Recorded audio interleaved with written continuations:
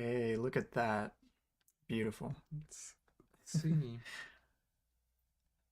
Look at that. It says excellent stream health. That's what we love to see.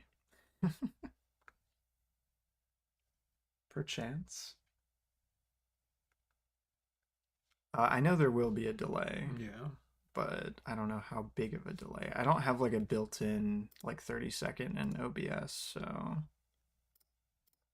um At the moment, it has not started on YouTube's end. no. It says our stream health is excellent.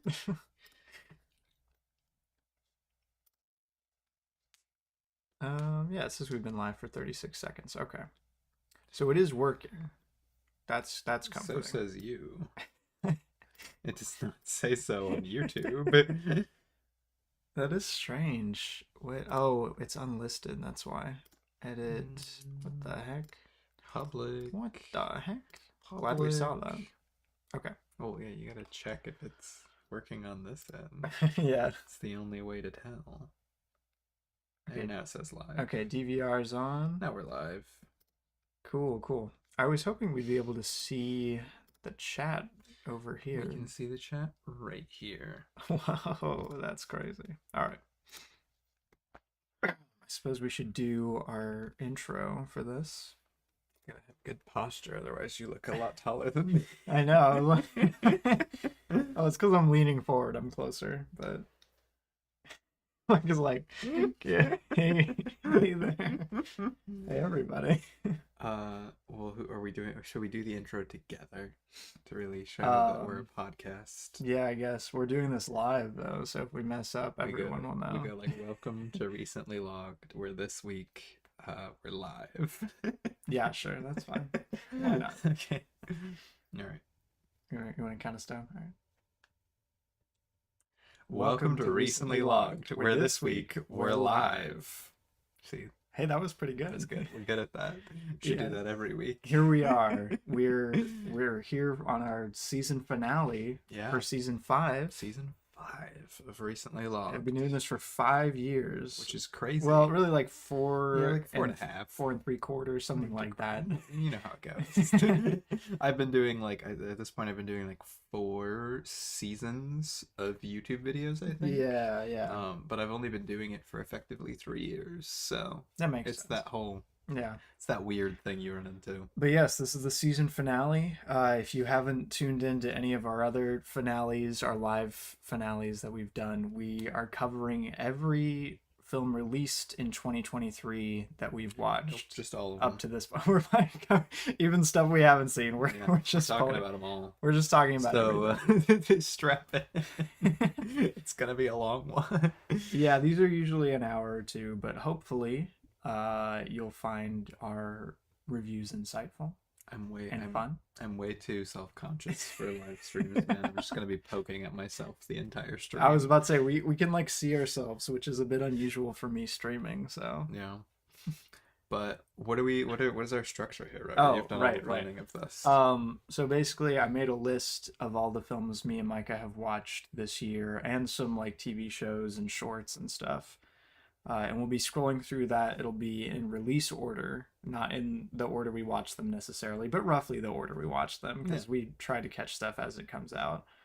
But yeah, we'll just be going through, giving short reviews, whatever we think about it. Yeah, extremely long reviews. I've written an essay for all 82 films on this list. Yeah, we're going to be here a while, like I said. So, yeah. I don't know. That's basically the structure. Yeah, this should be it. Okay. And again, if you're just tuning in with us and you've never watched Recently Logged, I'm Micah, and I'm Robbie, and we're Monsters Incorporated. You can finally see our faces, and that's Duo. I was about to say for our audio. You gotta look at the camera to see where you're pointing. For our audio listeners, listening after this is live, there's a Duolingo plushie looming in the background because I didn't feel like setting up the curtain for this one. We have in the past. We usually have the curtain, but at the moment it's just Robbie's bed.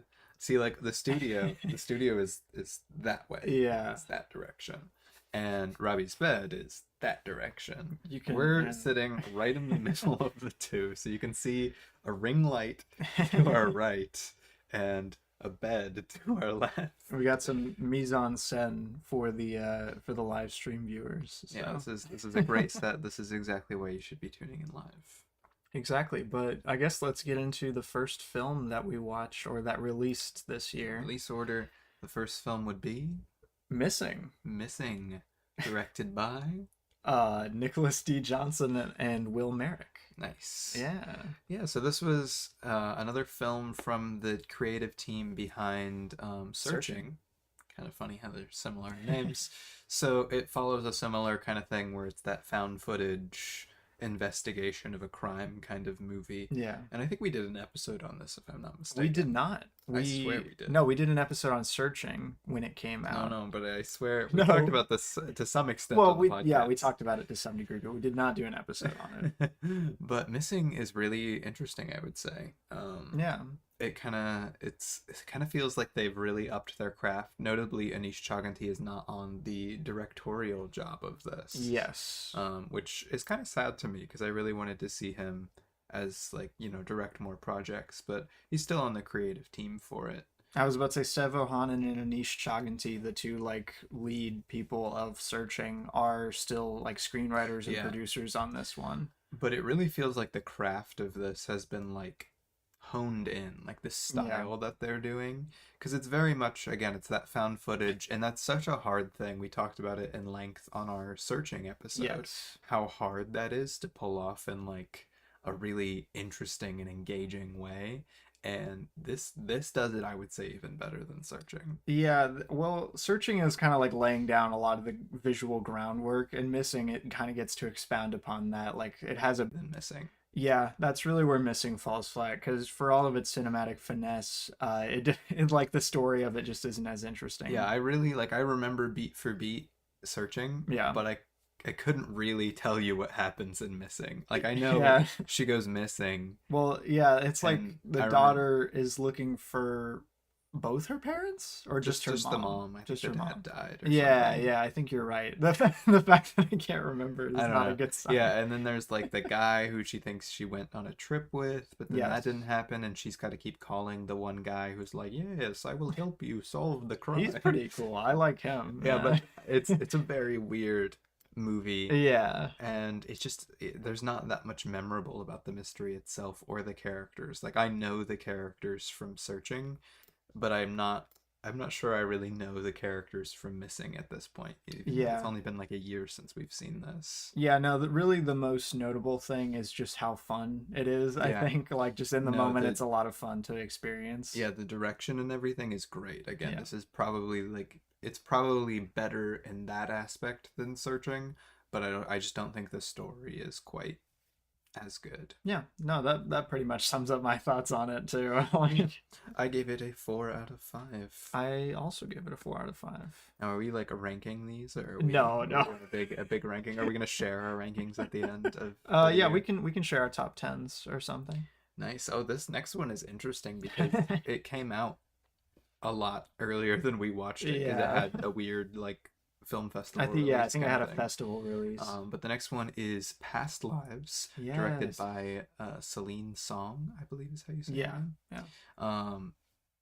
Crazy movie. We didn't see this till probably over halfway through 2023. Yeah, it would have been about halfway through. We got to go see it in theaters, which was awesome. That was pretty cool. And this is such a cool little movie. It really is. I don't even know what to Here, you start us off. What should I say about Past Lives? I think it's really good to start off with. I don't know, it approaches its central drama with a lot of finesse, especially for it being a debut.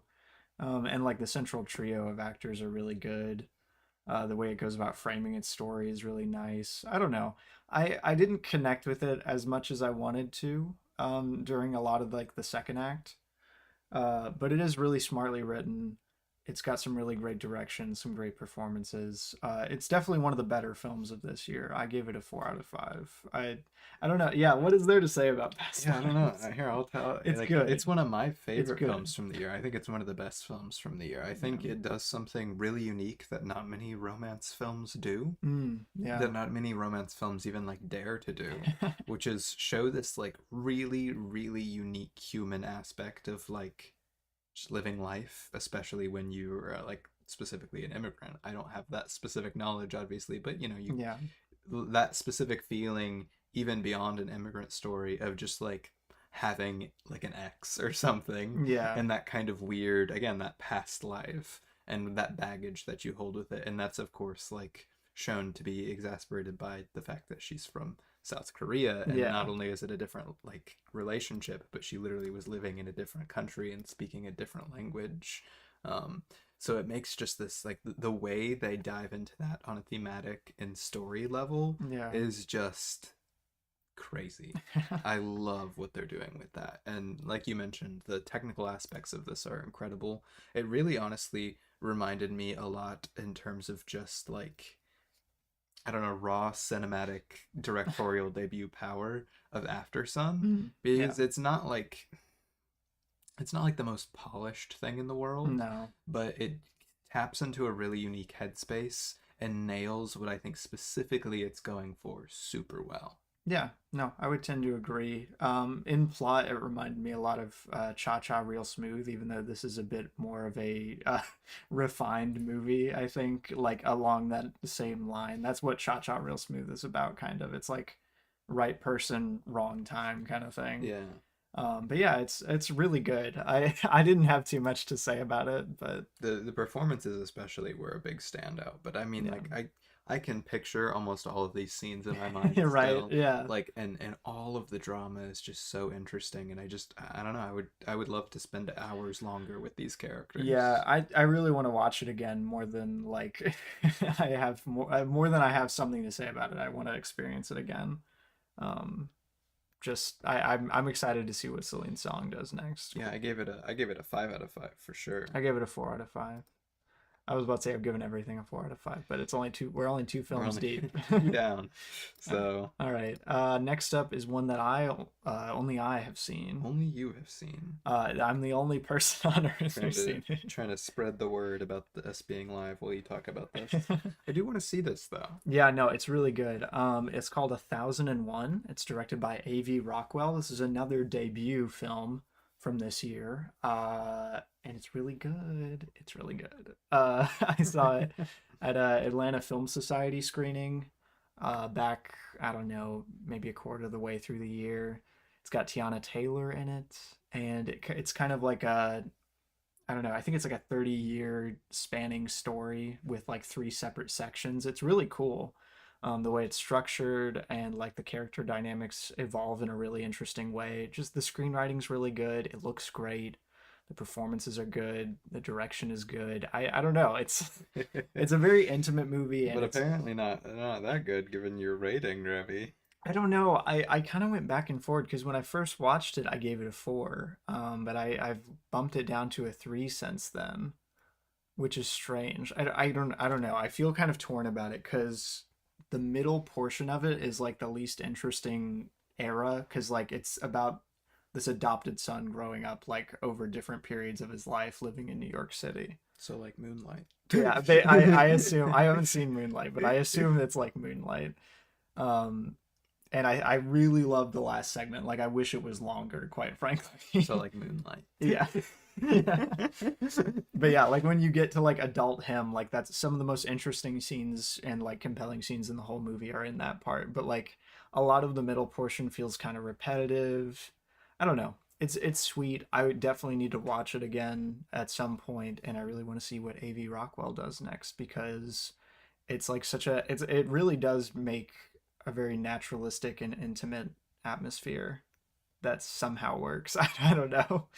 Like I said, I want to see it. Yeah, you need to watch it. It's pretty good, I would say. It's pretty good. I don't know what I would rate it, I Solid guess. 3. It's either a 3 or a 4. I don't know. It's a good movie. Yeah, 1001. I approve.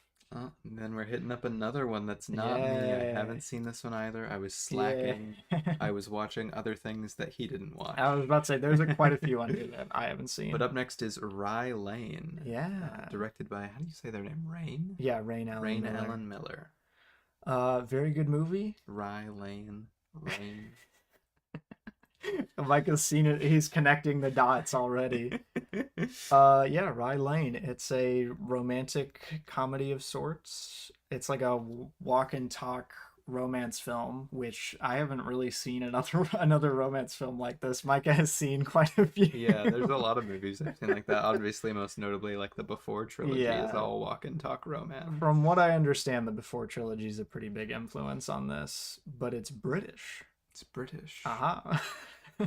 It's really well shot. I love the visual flair this thing has. It's like poppy and colorful and very like free flowing. But at the same time, like it uses wide angle lenses in a really fun way. I don't know. It plays around with perspective a lot, and it's really cool. And like the central performances are good. The general like thesis of it, like I don't know, it's about like 20 somethings not finding their right match in the dating scene. I don't know, it's pretty generic as romance movies go, but it is really fun, and like the whimsy of it and the tone of it is really fun. And like the screenwriting I think is really great too. If I'm not mistaken, this is a debut. Yeah, this is also a debut. My Nice. goodness. Yeah, there was a lot of we saw a lot of Yeah. like directorial debuts Saw a lot this of year. debuts this year, yeah. So Rye Lane, thumbs up. I gave it a 5 back when I watched it, but I've dropped it to a 4 since then. I think that's a bit more fair to it, but I really want to see it again. I'm hoping I can watch it with Micah sometime soon. It's very good, very fun. I like it. Up next, what do we have, Rebby? We've Knock at the Cabin, one of our I think first episodes of this season. It's around the beginning. Yeah, because this was one of the first like new releases in actual like theaters that we saw, because a Yeah. lot of those were like streaming service movies or movies that didn't have a theater release around us till later. Yeah. But this was one of the ones that we watched towards the beginning of Yeah, the year. this was one of the first movies we watched in 2023, if I'm not mistaken, and we Yeah. did a whole episode about it. And you know, I don't think my opinion has like soured on Cabin in the Woods at all. No. It's one of my favorite Shyamalan movies still. It's if not for old, it's probably my favorite. It's probably one of his like least problematic films. Yeah. It still makes such a really exciting and interesting use of like angle and focus Oh my goodness. and perspective. It's There's shot so many so well. really Oh fantastic my shots gosh. and everything. And it's really just got like an interesting story to dive into. Yeah. It's not my favorite thing in the world. I don't think it'll ever be one that I'm like, oh, I gotta go back and watch Knock at the Cabin. But I if we're would do talking that. about like movies like this would probably Yeah. be my go-to for like just like in recent times anyway. Yeah. I don't know. I really admire its like kind of thesis about like kind of religious extremism and stuff. Like I think it's a really interesting movie and very timely movie.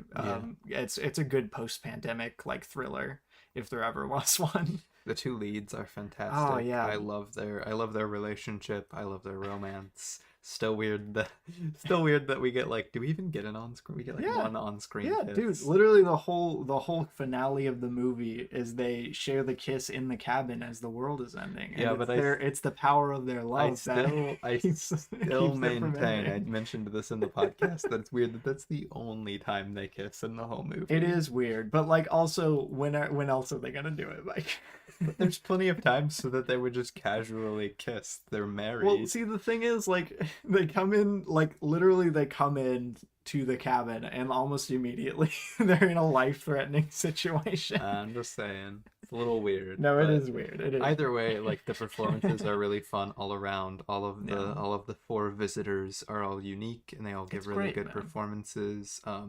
Rupert Grint. Yeah. He's really memorable in this. I haven't seen him Yeah, in dude. something in forever. And yeah, I don't know, man. It's just really good. Yeah, it's great. It's still one of my favorites of the year. I believe it's still on my top 10 for the year. I gave it a 4.5 out of 5. Very good. I give it a 4 out of 5. It's great. I like it. Up next. Up next, Up dude. next, we have The Strays. This is what I think is the worst movie of the year. Yeah, you have this at the bottom. Yeah, this is my least favorite movie I saw this year. This is a Netflix original. It's very much, and you know, almost all of the comments and everything. Oh, hi Haley. Hello. Hello. Hi, Haley. we have a live viewer tuning in. Sorry, my chat's down there. So if you commented that like a while ago, I didn't see it until No, now. it was only like a minute. But The Strays, is very much like a post Jordan Peele popularity movie. Mm. Like they were like, "Oh yeah, we can do They something saw like a this." Jordan Peele Like movie it and can they be were like, haha. like a thriller with like something to say about like racial inequality and stuff. Yeah. But they just had the absolute craziest idea in the world to follow that just keeps devolving into just weirdness. Like especially in retrospect, thinking about this movie, it's so confusing. And I think it kind of banks off of its confusingness. Oh, hi Leo as well. Hi Leo.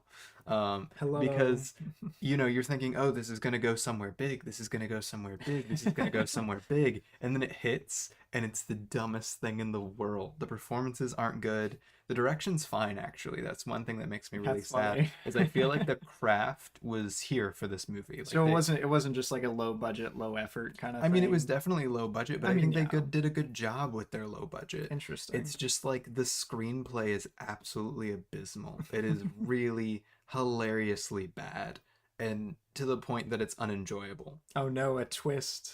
Oh Oh, no. it's got a terrible twist. Like just it's so bad. I don't have too much more to say about it, but it absolutely fails at trying to give any kind of like good message about like racial inequality or anything. Like it falls flat on its face with almost everything, and that makes me really sad.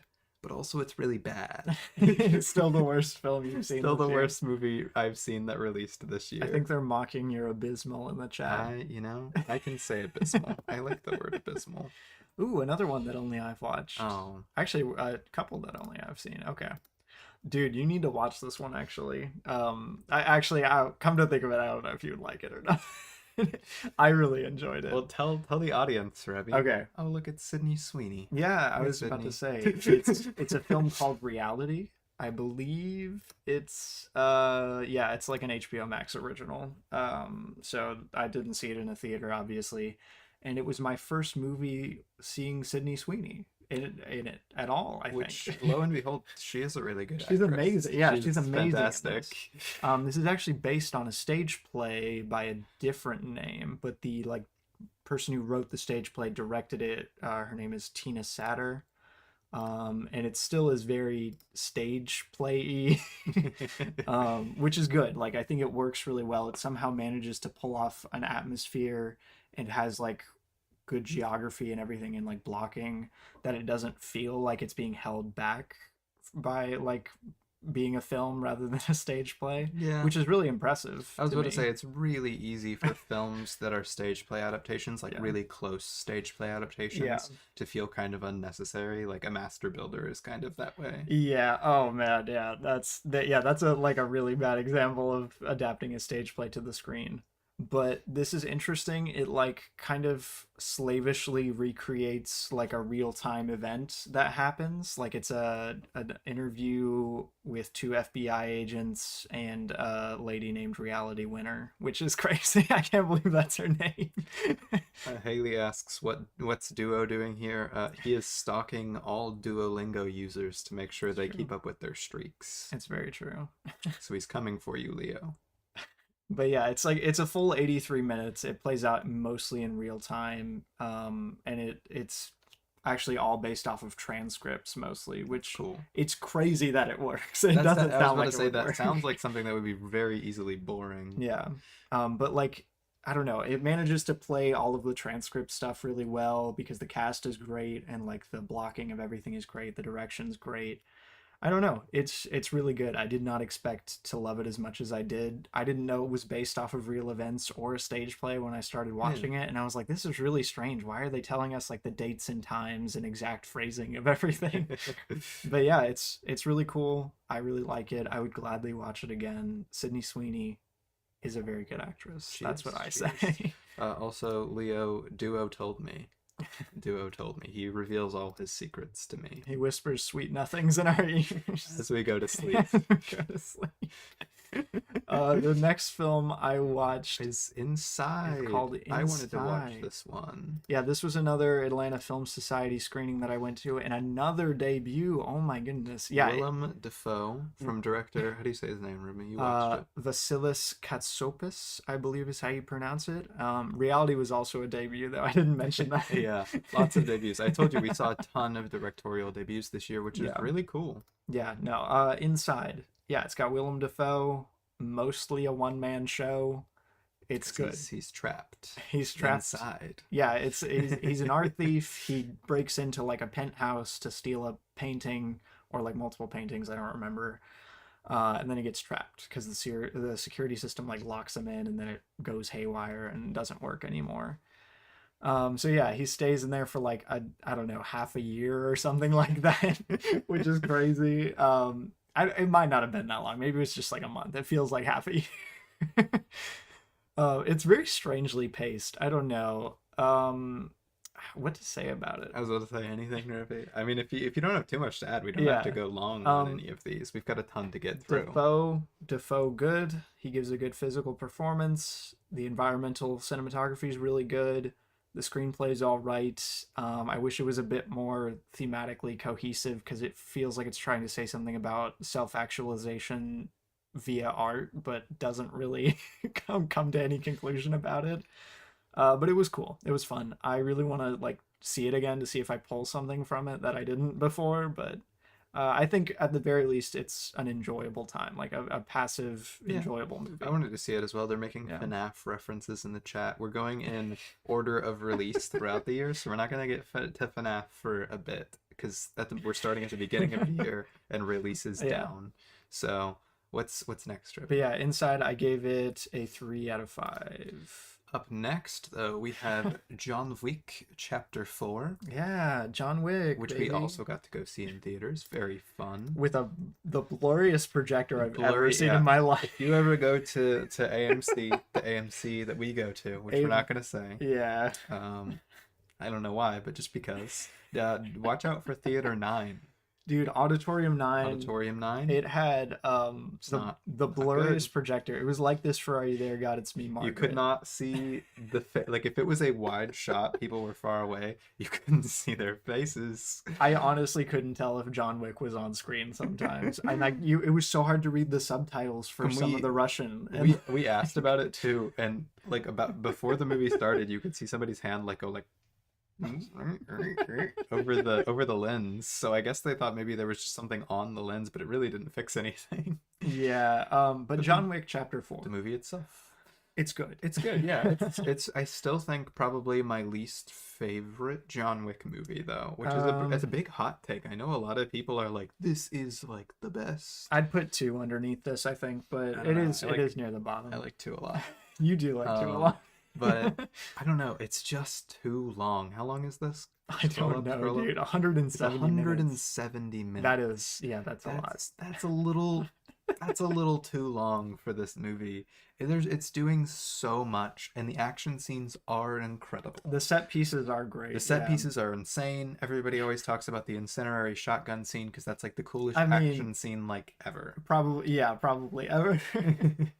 But I've seen a lot of cool John Wick action scenes. Not many things other than that beat 3 for me in terms of action scenes. Yeah, 3's pretty stellar. 3 is so dialed in. Yeah. 3 you feel like the pacing is like a bullet. This feels like it's doing so much. It feels like honestly it's trying to set up its spin-offs. Yeah, I know this is like the lead up to like Ballerina and everything. Continental. Yeah, and Continental, which I haven't watched. There's 2 spin-offs from this, and this really feels like it's trying hard to lay the groundwork of even more characters because they introduce like 6 characters in this, and there's just too much movie for me in this. It's a lot. I love long movies, and this is not the move. It's still really good for what's there, though. Yeah, no, I think generally my biggest complaint is that John doesn't really have that much to do, like character-wise in this one. It kind of just feels like tacked on. Like it's a fun send-off, but still. Well, that's why I said it very much feels like a spin-off setup. Yeah. Because like John Wick, he's had his big character arc, and in this movie he's just tired. I'm like, dude, Just let the guy rest. He doesn't need all of this. Because that you got that feeling of like the entire world is against him in 3. Yeah. And then he beat him and like he beat the world in like a cool, epic way. Right. So I don't know. John Wick Chapter 4, cool movie, cool ending. Not my favorite. I think I gave it a 3.5 out of 5. I believe I gave it a 4. Oh, yeah, 4. 4 out of 5. Nice. Someone used the nerd emoji in reference to me in the chat, and they're like, it was the only emoji with glasses. I'm like, that's fair. Up next, what do we have, Remy? We have a little ditty called Scream 6. Ooh, topical. Scream in VI. in an unfortunate way. Yeah, It sucks to talk about this now. It really makes me sad. So, yeah. for those of you who have not heard the lovely news, Scream 7 is pretty much done for. It's dead in the water, dude. There's no way it's coming out. Several cast members spoke out about what's happening in Gaza, and then got fired, and then the entire movie just fell apart from there. Yeah. I mean, they had lost Melissa Barrera and Jenna Ortega, the two leads.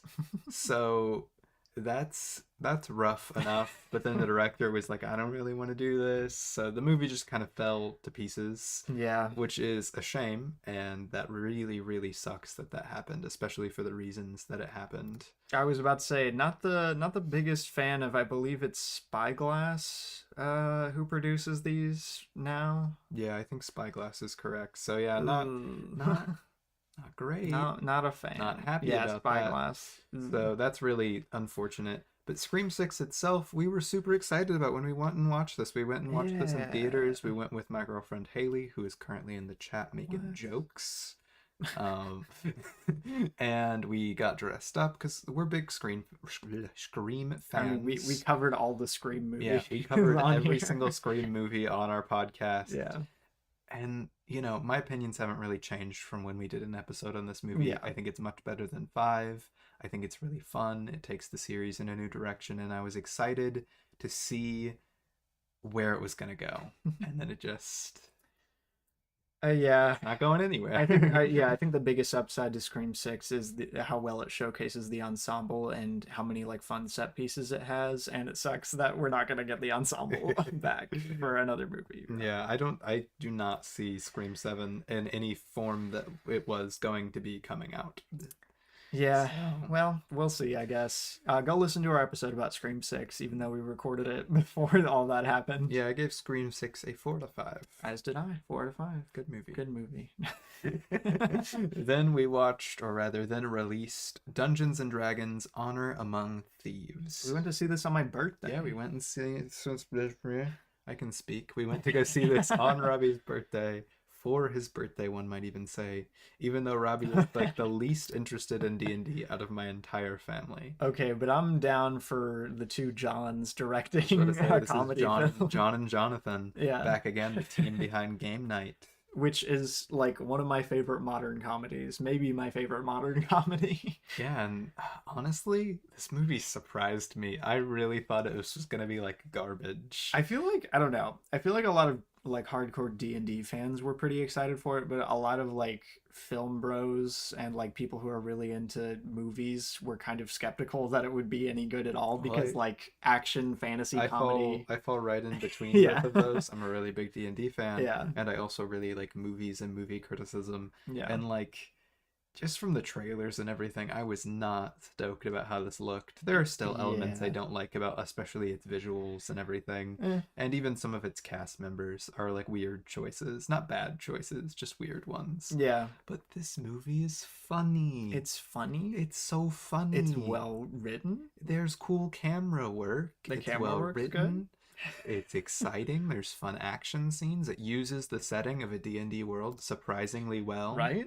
It feels like, again, a lot of people have made this comparison. This isn't like an original thought, but it feels like it was written like you're playing D&D. Like the characters' choices and how they act feel like somebody specifically is playing behind them. Yeah. Which is really cool. I don't know how really you do fun. it. And They like, did it. There's moments where like bad luck things will happen, and it's just like, I don't know, man. I don't know how they pulled it off. It's really fun. I would take like 6 more of these. Right, dude. Yeah, if it's the same quality, you didn't even mention the like practical effects Oh and yeah, stuff, the which are practical really effects fun. are great. Yeah. They reference Baldur's Gate at one point. Shout out to Baldur's Gate 3.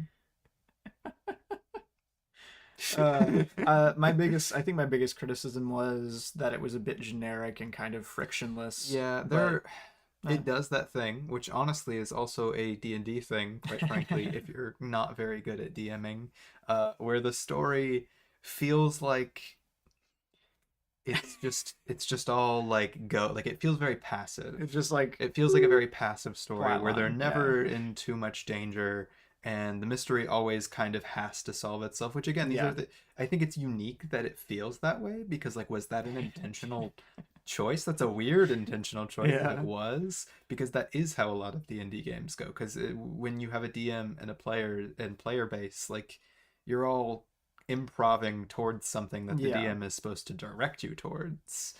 And somehow the story feels like that, but that doesn't really work very well in a like a movie narrative way. Yeah. No. Yeah, I think that really is its biggest offense. A bit generic. Also, the romance subplot's lame. I'm not Yeah. here for it. But I mean, at the end of the day, But it's Bradley Cooper, Tiny Bradley Cooper. tiny Bradley Cooper, it's great. Haley said D&D film bro should be a crime.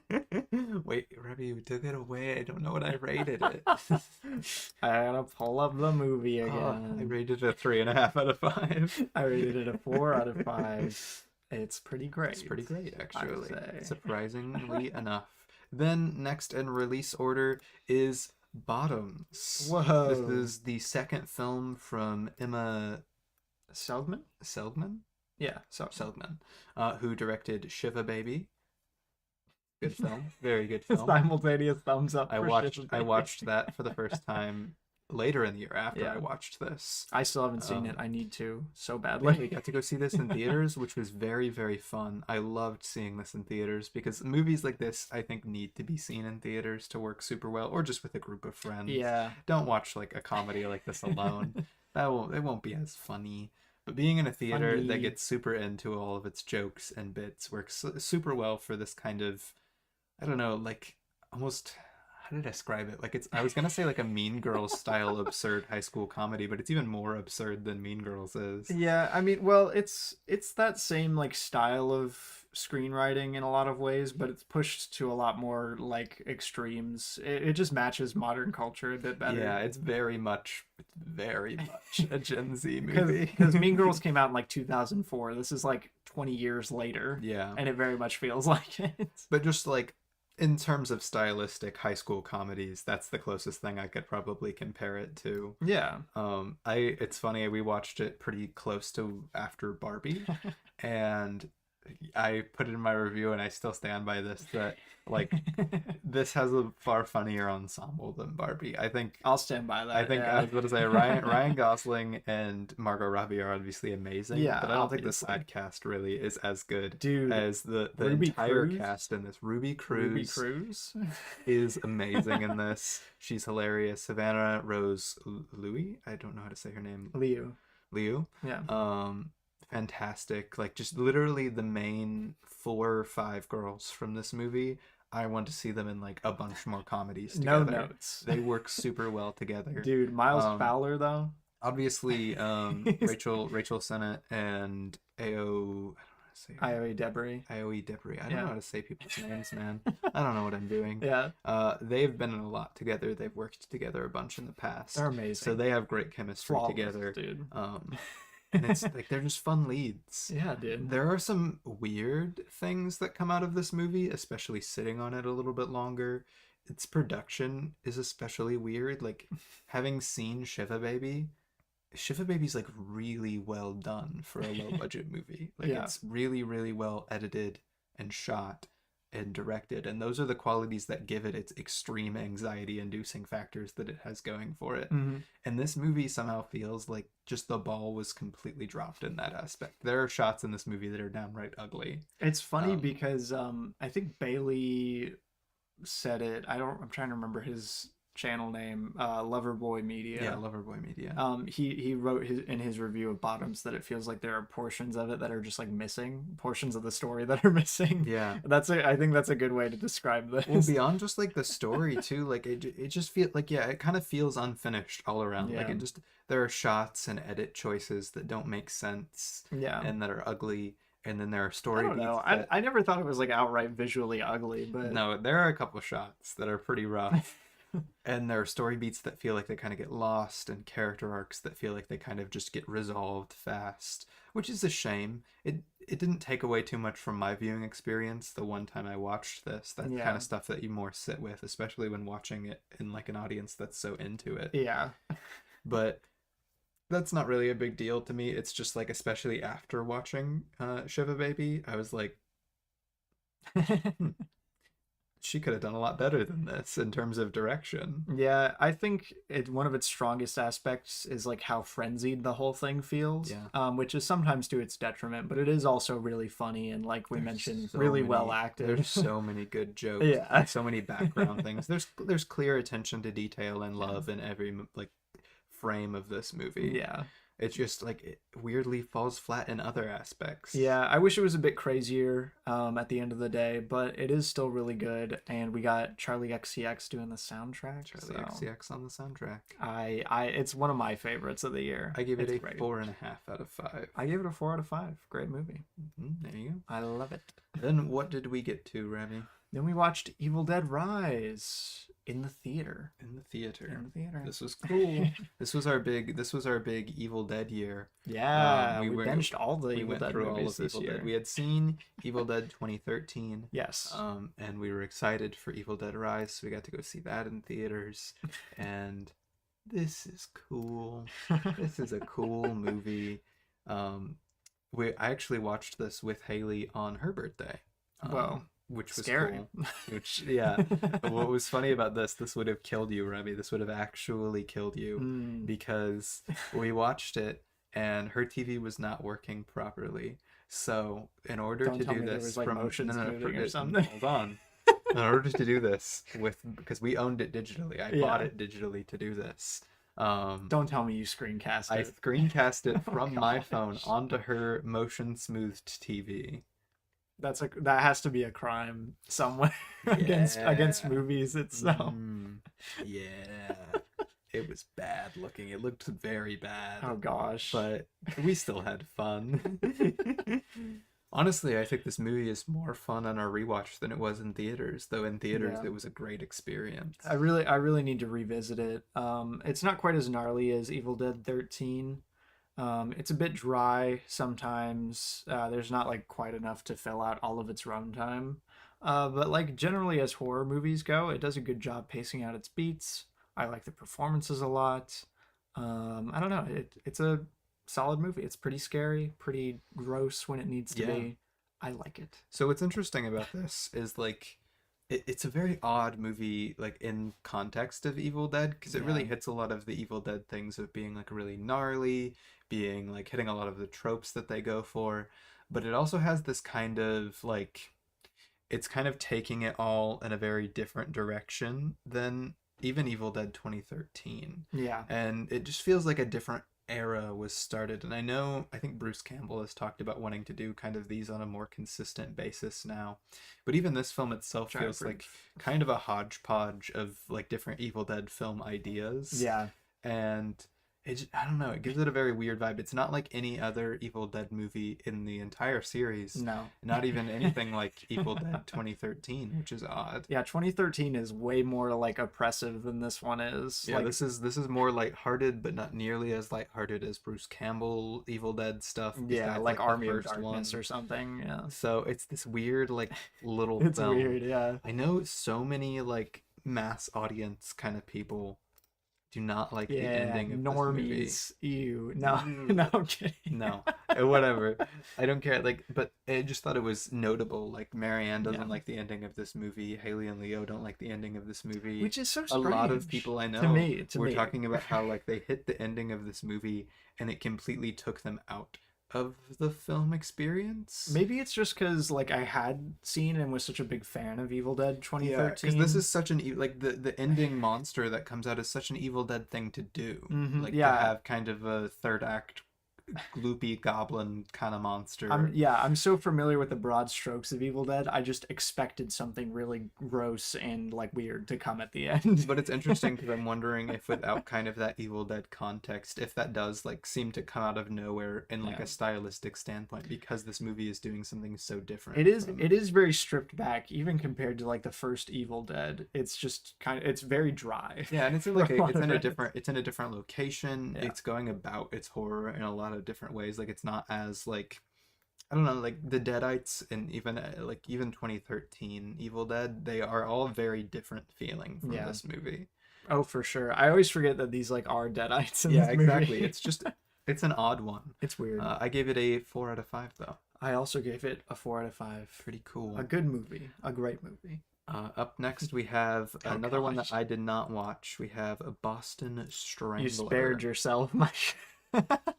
I watched Boston Strangler so I could see Keira I was about to Knightley. say I'm a big Keira Knightley I fan. love her so But this just much. looked boring. She's so good. She's It looked such a good it looked actress. boring. And it was so boring. It's like we have Zodiac at home kind of thing, which is the saddest thing you can do as like a streaming service crime thriller, is just make a bad Zodiac. I don't know. Keira Knightley has a Boston accent. That's kind of fun. What else is there to say about Boston Strangler? It's not very good. It's sloppily written. It's poorly paced. It looks bad. It's just not very fun. That's really its biggest crime, I think. Our biggest crime. Not strangling someone, Robbie. That's you're saying not being fun is a bigger It crime. really is just like a bad version of Zodiac in almost every way, and Which it is very interesting sucks. because Zodiac came Ugh. out like so long ago. So if they Right. were trying to like go for Zodiac, that's kind of weird. Yeah, it's like Zodiac but bad, unfortunately. Don't watch it. Not a recommendation for me unless you just love Keira Knightley so much that you would watch a bad movie. Yeah, which throwing this out there, Evil Dead Rise was another first time director. Is Boston Strangler? I thought Lee Cronin had done Hole in the Ground before Oh that. wait, never mind. Yeah. Oh, that's feature length. Yeah. Boo. Okay, it was his second film, Yeah. along with Bottoms, which was her second film. We got a lot of new directors. Boston Strangler, I believe it's like either second or third film from But yeah, Matt Ruskin. either way, a lot of really young directors still so far. Yeah, Up next, weird movie. I gave it a 2 out of 5. Up next, we have. I don't know why I'm doing Why this. are you so excited? Just because it's me again. That's really the only reason I'm like, oh, I get to talk about something. That's funny. There's so many of these so early on that are you and not me. I'm like, Yeah. where's the love? Where's the love? But up next is Air. Air. Ben Affleck's Air, which I think this is his directorial debut, if I'm not mistaken. I think you're right. Oh gosh. Oh goodness. No, he had done Argo, right? Oh, right. Argo, yeah, never The mind. Town, Here we Gone go. Baby Gone. Jonathan says Duolingo Owl is everywhere I look. His name is Duo. Duo. That's So true. putting that Put some respect on Duo's 'cause, name. Yeah, he's gonna come for you if you don't pronounce his name correctly. But yeah, Air. We got to go see this in theaters on like a whim. If I'm not mistaken, I was sick. And I was Probably like, you. oh man. Well, I was recovering from being sick. It was long enough that I wasn't contagious. I wasn't gonna go see a movie while contagious. But I remember just feeling terrible, being really tired, and going and watching Air on a whim. Like it was like probably like 10 o'clock at night when we went to go see this in theaters. Yeah, it was pretty Which late. is not like a normal time for us to go watch a movie. And I'm not a big Ben Affleck fan. But you know, I'm not a big night like biopic about company kind of fan unless they're specific ways. So like, I don't know. This was weird. Air ended up being fine. It's fun. Yeah, fine. I think is a It's- good way to describe It's it. hitting a lot of the beats of like biopics. That's really all it's doing. And for that, it's really interesting, I guess. But it doesn't ever kind of justify its biopic status like a lot of others I feel do. Yeah. Like I don't feel like I really learned that much by being told the story of Air. Like I would have been much more interested to hear something specifically about Michael Jordan than about the creation of the shoe. Yeah, I don't know. I think it falls very much into the same category as like Moneyball or Ford v Ferrari. Those were the two films I compared it to. Yeah. It's just like true story, small success thing with Matt Damon. Yeah, I don't know. It's strange, really. But it is fun. I like the cast. Nothing It's too general, notable about yeah, it. it's generally well paced. Yeah, it feels like it's ticking boxes. Yeah, And for that, it's really fun. I bet all of your dads enjoyed it. yeah. No, certified dad movie. Certified dad movie. But it is good. I give it a 3 out of 5. I give it a 3.5 out of 5. There's nothing inherently wrong with it. It's like it's a fine movie. Hey, there you go. Could have been better. Next up is Eat Better, which is a documentary that I watched at the Atlanta Film Festival this year. I didn't watch it. It's like dual narrative or dual timeline documentary. It compares the lives of two people working on their like at their jobs and their personal lives and stuff. Cool movie in theory, not as fun in practice. It's just kind of mundane, as sad as that is. I don't know. It feels like you could cut out about half the stuff in here and still end up with a good like narrative. Because like the thesis of it is really cool, and like the finale is really good. But it's just too long.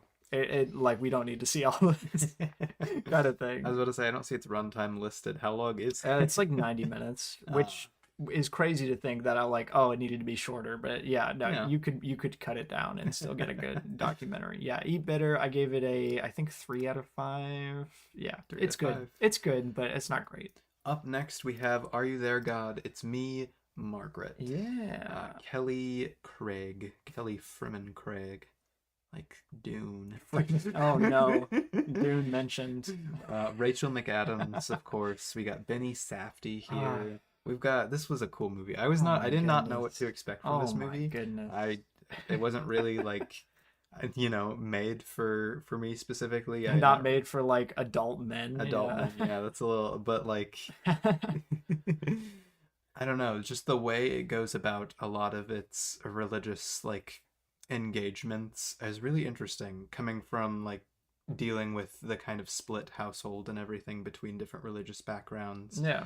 And the way it grapples with being an adolescent, even though I was not an adolescent girl. It has a lot to kind of dig into about that in a really kind of wholesome way. Yeah, no, I mean it's one of the best coming of age movies I know of. It manages to weave like a really interesting thematic tapestry because it says a lot about like young womanhood and friendship a lot of the time too, and like the pressures that are applied to young people in like just modern society, religion. It's really cool. I was about to say Leo said he saw it and it made him uncomfortable, and I totally get that because I know some of Leo's background, and that's kind of what the point of what this is going for. The turmoil that it made puts on me a uncomfortable, child between like parents and religion and all of that. What responsibility do you have to like indoctrinate your child into religion? Yeah. And what does that do to a child? Basically, is the whole thesis of the film. I was about to say, I think it's got really interesting and important things to say about that. Yeah. But also Rachel McAdams and Benny Safdie. It's so sweet, and I love the cast so much. Literally, the central like 4 people are so good. And I really need to watch Edge of 17. Because this is Kelly Freeman Craig's second movie. Yeah, because I haven't seen Edge of 17 either, but this is her second film from that. So yeah, very cool good movie. I gave it a 4.5 out of 5. Very good movie. I gave it a 4 out of 5. Definitely go see it if you haven't caught it yet. Yes. Next up is the Super Mario Bros. Movie, which we did a whole episode on. It's probably one of the most negative episodes we've ever done on our show. Yeah. I still don't like it. I still don't like the Super Mario Bros. If anything, because I tried in that podcast episode to maybe like sometimes try and defend some of the decisions this movie made, because I did have fun with this. We went and saw this with I did not. My sister and her fiance, Yeah. and me and my girlfriend and Robbie. So we went a whole I a whole went solo, crew, baby. and it was really fun to be like it's the Mario thing. Ooh, It's Mario? Mario. They played the Mario music, but this is kind of abysmal as a movie. There's not there's not much here that's like a movie. It's This not a thing is movie. It's like barely a movie, this thing dude. barely has a plot. It barely has a conflict. It barely has Luigi, which was the best part of the whole movie, and he's hardly in it. For shame, dude. Putting Charlie Day in your movie and then giving him like 5 scenes. Yeah, you can feel there was a big tension, and I'm sure it was like going to be impossible to make a good movie from this between Nintendo and Illumination. Nintendo is rough enough to work with. They're really strict about their IPs. And then Illumination is also all over the place. So it was going to be like impossible to make a good movie practically from this. I And you mean, could tell the creators really wanted to. yeah, no, I mentioned in the episode that we did that like the only big upside to the Mario movie, in my opinion, is that you can tell all of the people working on it really cared about Mario at least. Yeah, they did like besides Chris Pratt, the casting is all really fun. Jack Black as Bowser is really good. Yeah, Even he's Seth fun. Rogen as Donkey Kong I thought was Yeah, fun. the Charlie dialogue still Charlie sucks, Day as but he's fine. Luigi. Yeah, Like they're good choices kind of. Like they're yeah, good choices. They sound like good choices. Jack Black on as paper, yeah, Jack Black as Bowser is legitimately a good choice, but he's he's hardly a character in this movie. He's hardly a villain. He's literally just a ticking clock that doesn't matter. And he's there for his funny Dude, song. dude. Nothing in this movie matters. Nothing.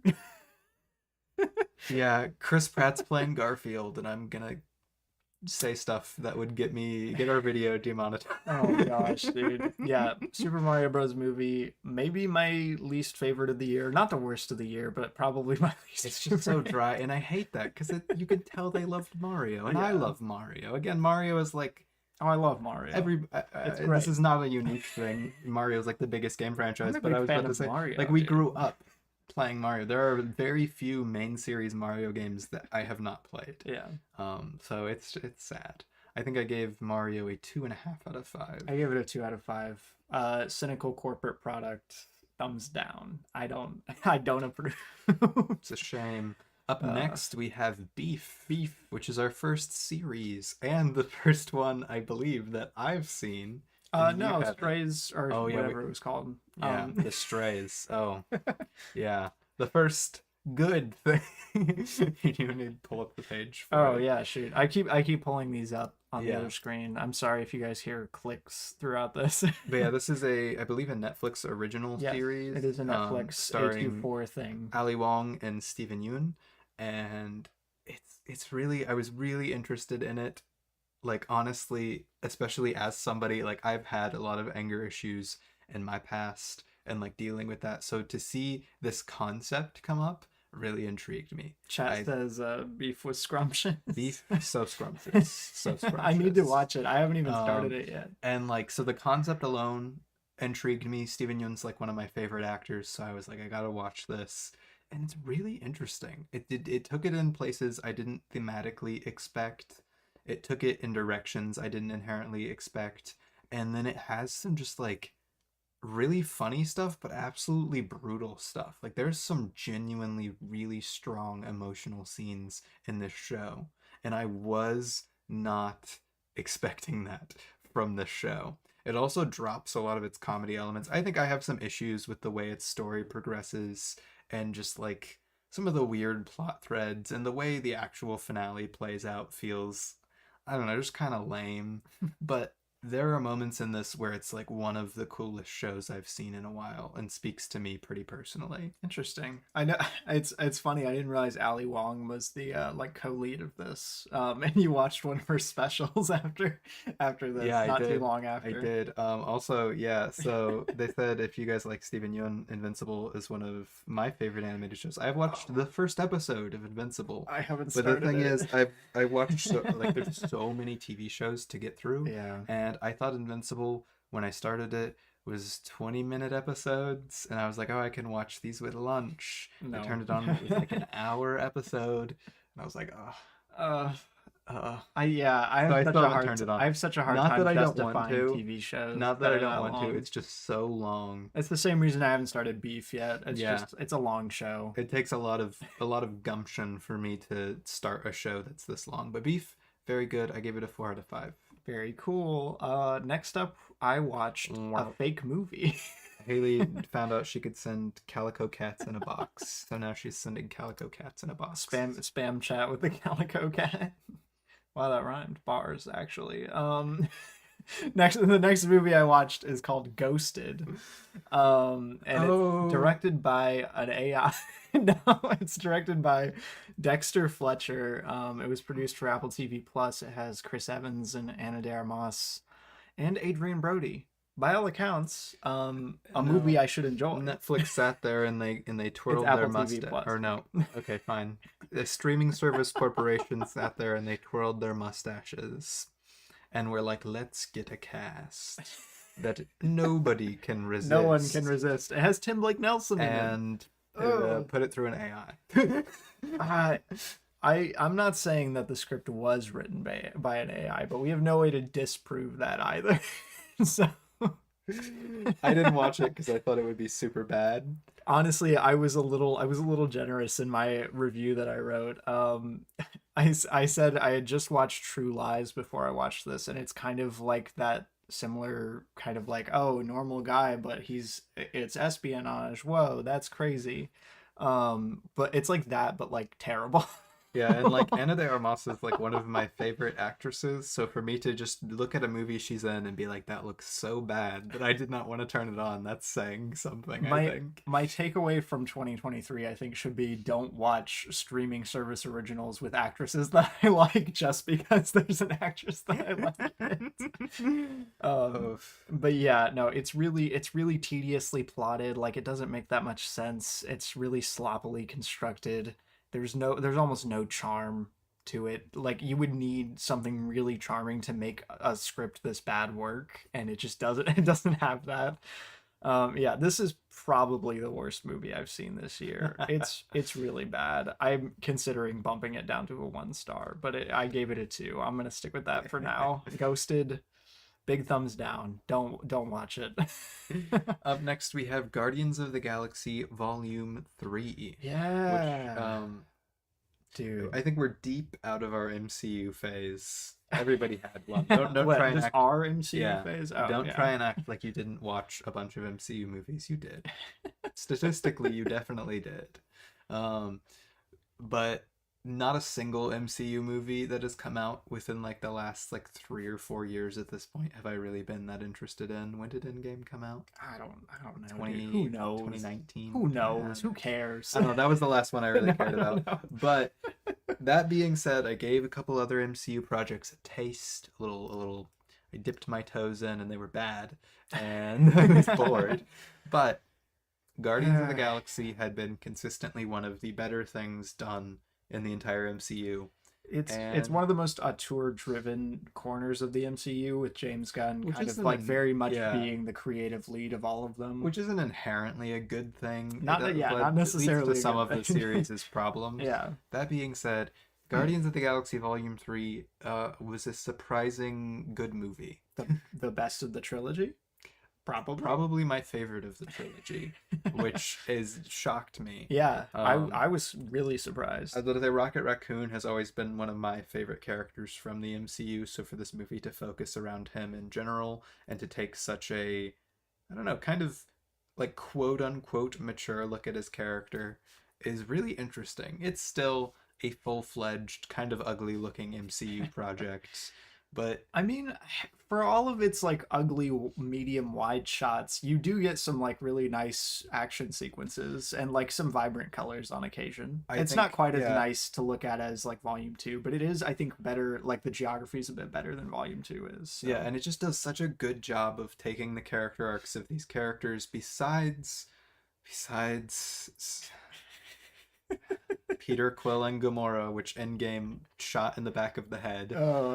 And poor James Gunn, man, he didn't get to do this trilogy the way he wanted to. So all of that stuff's kind of weird. Yeah, but to see all of like the other characters who didn't get messed up by Endgame and Infinity War, have this kind of conclusive character arc and have this really emotional story around Rocket, while also having just a genuinely pretty fun blockbuster. Like as blockbusters go, this is a good one. It's pretty well paced. It's got good action, Yeah, fun dude. set pieces, Oh, I love the good set pieces. jokes. The prison break thing. That's awesome. That's awesome, dude. I mentioned in my review that I think this is probably like the best Marvel movie by my metric. We got some We love gotta for Rocket in the chat. Yeah, but we also got a comment that Kraglin shouldn't have called the dog Bat. That's funny. Oh, that's funny. Yeah. But see, that's a funny bit, I think.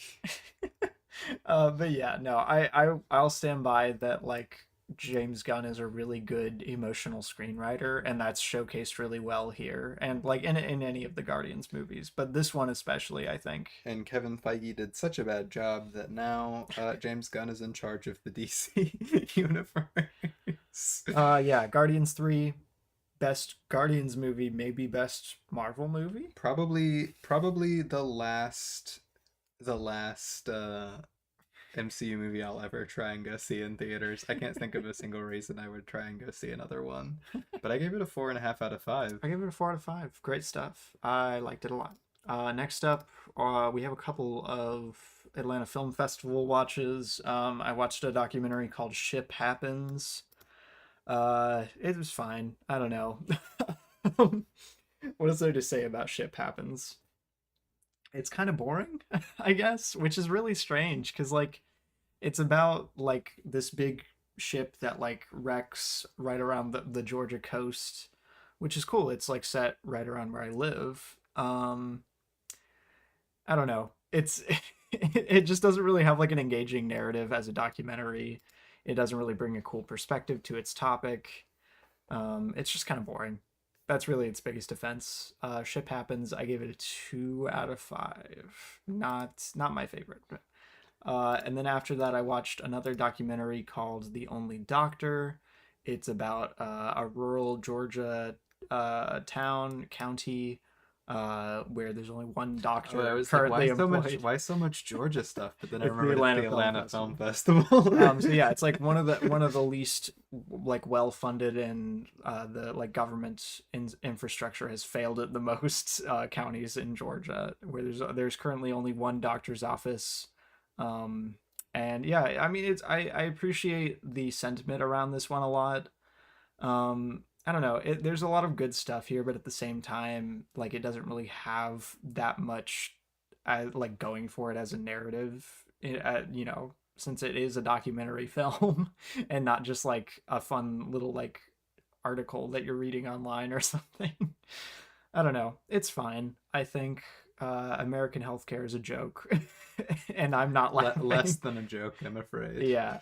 I gave The Only Doctor a 3 out of 5. I would rewatch it, but I'm not like I'm not chomping at the bit to revisit it or anything. After that, we have John Mulaney's Baby J. Baby J. Which I remember, I think we mentioned this pretty extensively on What We Watched Yeah, episode we talked about did. it on What We Watched episode. And, you know, John Mulaney is like a big, like obviously a big comedian for like influences on what I've seen of comedians. He's one of the only comedians I've watched a lot of their stuff I was from. about to say your very limited taste of stand-up special. I'm not the biggest stand-up fan, and I've always really loved John Mulaney's work. And getting to see this is really interesting because this is such like a different era of John Mulaney. His life obviously changed in some pretty Yeah. drastic ways between this and his last special, and he's very like he takes such a different approach to it, but it works really well. I really thought it's not quite as funny, I would say, as some of his other specials, but it's a different kind of funny. And I think Yeah. it's very engaging. I was super engaged with this, almost more so than a lot of other of his specials in terms of an entire full-formed narrative. Yeah, I was gonna compare it to, I think his name is Jared Carmichael. Is that the right guy? Is that I don't know who Jared Carmichael is, Rebby, so I don't know. Oh no. There was a stand-up special I watched last year. It was very popular. I think it's called Rothaniel. Oh, yeah. But yeah, I believe the comedian's name was Jared Carmichael. But correct me if I'm wrong. I'm so sorry. It was a very good special. It reminds me a lot of this. It's a lot more guy sits down, talks about his problems, and tells some funny anecdotes along the way. Yeah, which works really Yeah, well. which is like you said, a departure from his usual style, but it works really well here. Again, So and he makes some fun jokes about the fact that it's a departure from his yeah, normal style. it was really good. I liked it a lot. Hopefully, John Mulaney staying out of his cocaine era. But as a white 20-something guy, I am contractually obligated to love everything that John Mulaney produces. So yeah, take that with a grain of salt. I gave it a 4 out of 5. Jonathan, oh, who's this? uh, Haley, yeah, do you not know? Like, dude, didn't you watch Baby J? Didn't you watch any of his stuff? He has a big problem with cocaine. Yeah, well, most of Baby J is about rehab. Yeah, about his when he was in rehab rehab. Yeah. and he makes jokes about it during Baby J about like people always wonder why I was so like high energy and sweating on stage, and all of my jokes were very. But yeah. What did you rate it? Oh, I rated it It said 4.5. 4.5 Yeah. out of 5. I give it a 4 out of 5. Now we're out of my stuff for a while. Next up, another Atlanta Film Fest debut film from Jessica Kozak called Wilder Than Her. This is one of my favorites of the festival. If you watch any of them, I would recommend this one. Uh, the plot summary, it says examining grief, gaslighting, and female friendship with a thriller twist, which is a funny way to So describe Robbie, it. it's Gaslight Gatekeep Girl Boss, It the movie. it's Gaslight Gatekeep Girl Boss, but they go on a camping trip. Yeah, I thought it was fun. I thought it was a really like well directed movie and like pretty well written. Like the way it goes about structuring its thriller narrative is pretty cool. It's pretty well shot.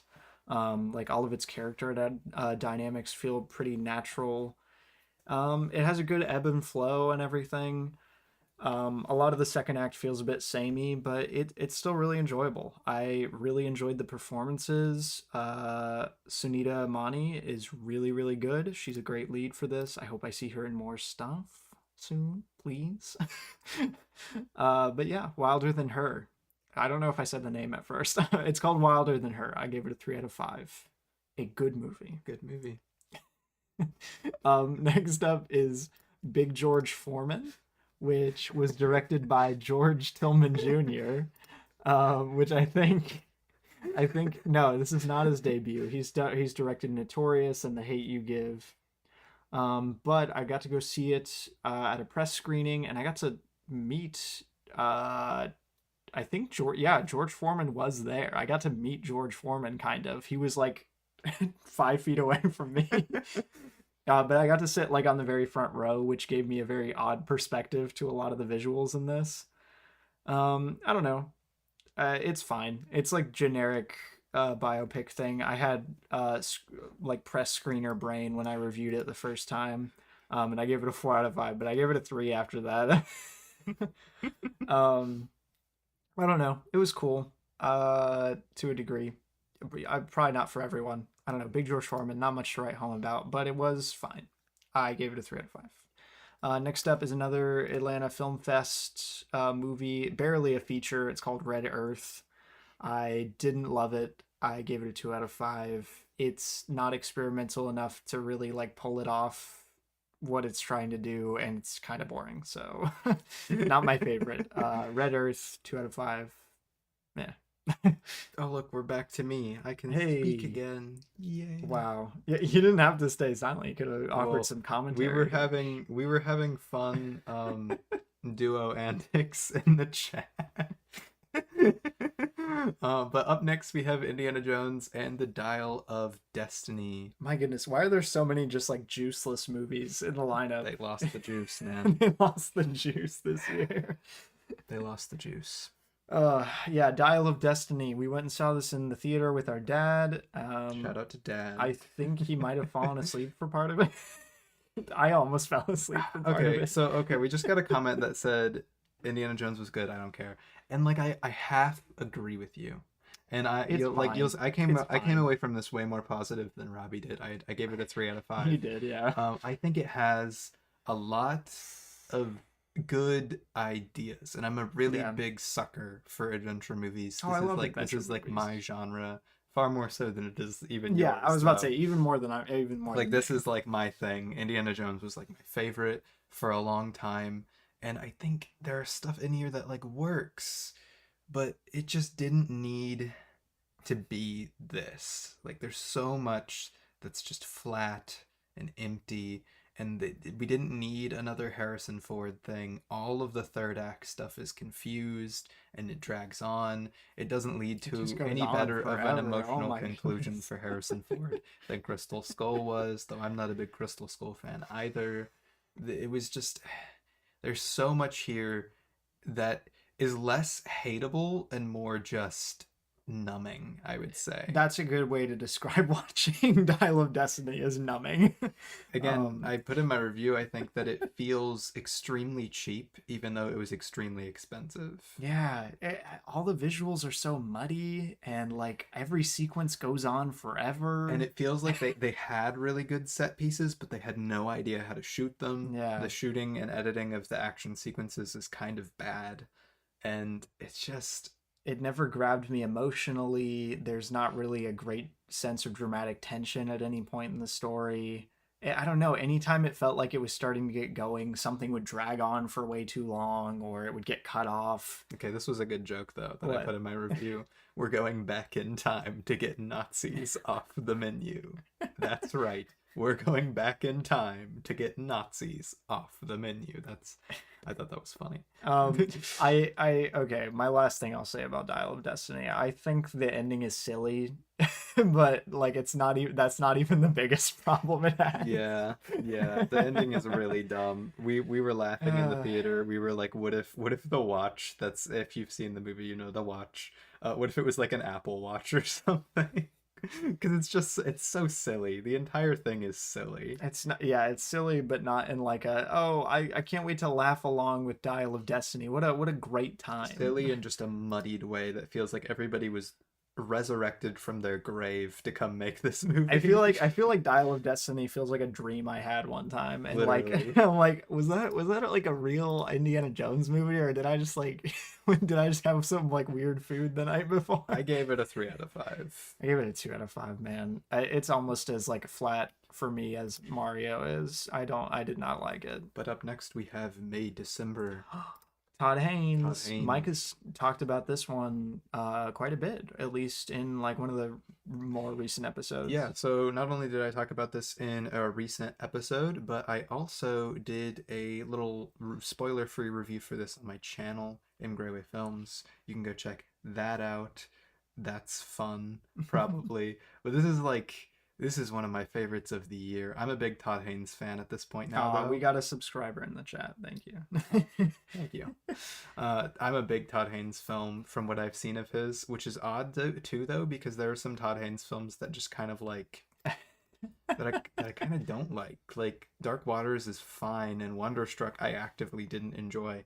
But having now seen Carol and May December, I'm like Todd Haynes. Yeah. But May December is just one of the most impactful films to me of the year. I think it's one of the best. It gives us one of the best performances of the year for sure. Yeah, dude. Charles Melton Charles Melton. is Whoa, insane in this. he's But so good. Natalie Portman and So Julianne good. Moore are also really, really fun. And like there's just so much there. It's disturbing, it's funny, it's engrossing, it's got a great mystery, it's got great drama, and like it's got great heart. It's such a good movie. I was a little more lukewarmish on it than you were. I do agree that the performances are like amazing. This is my first like Todd Haynes movie that I've ever seen, so I don't have much context on like how this falls in stylistically or thematically with the rest of his career. A lot of people are saying it's like a good culmination of a lot of the stuff he's touched on in the past.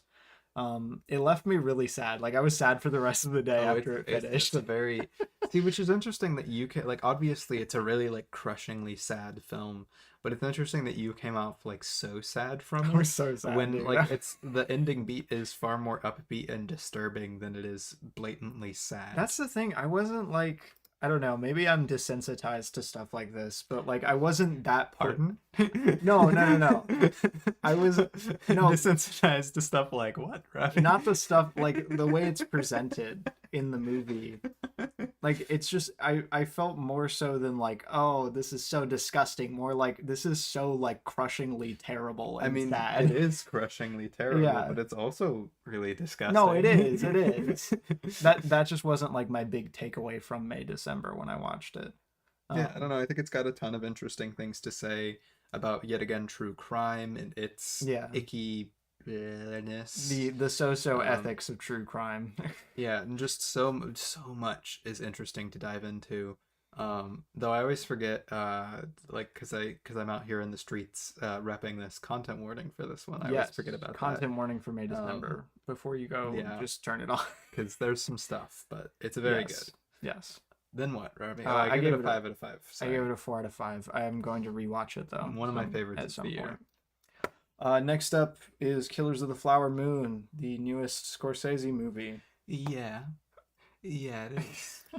For those of you who do not know, on my YouTube channel, I did an entire thing, like before this came out, an entire big long binge of every Scorsese movie, like, or rather feature length narrative Scorsese movie. Yes, I have yeah. not seen all of his documentaries yet because that would have taken even more time and money.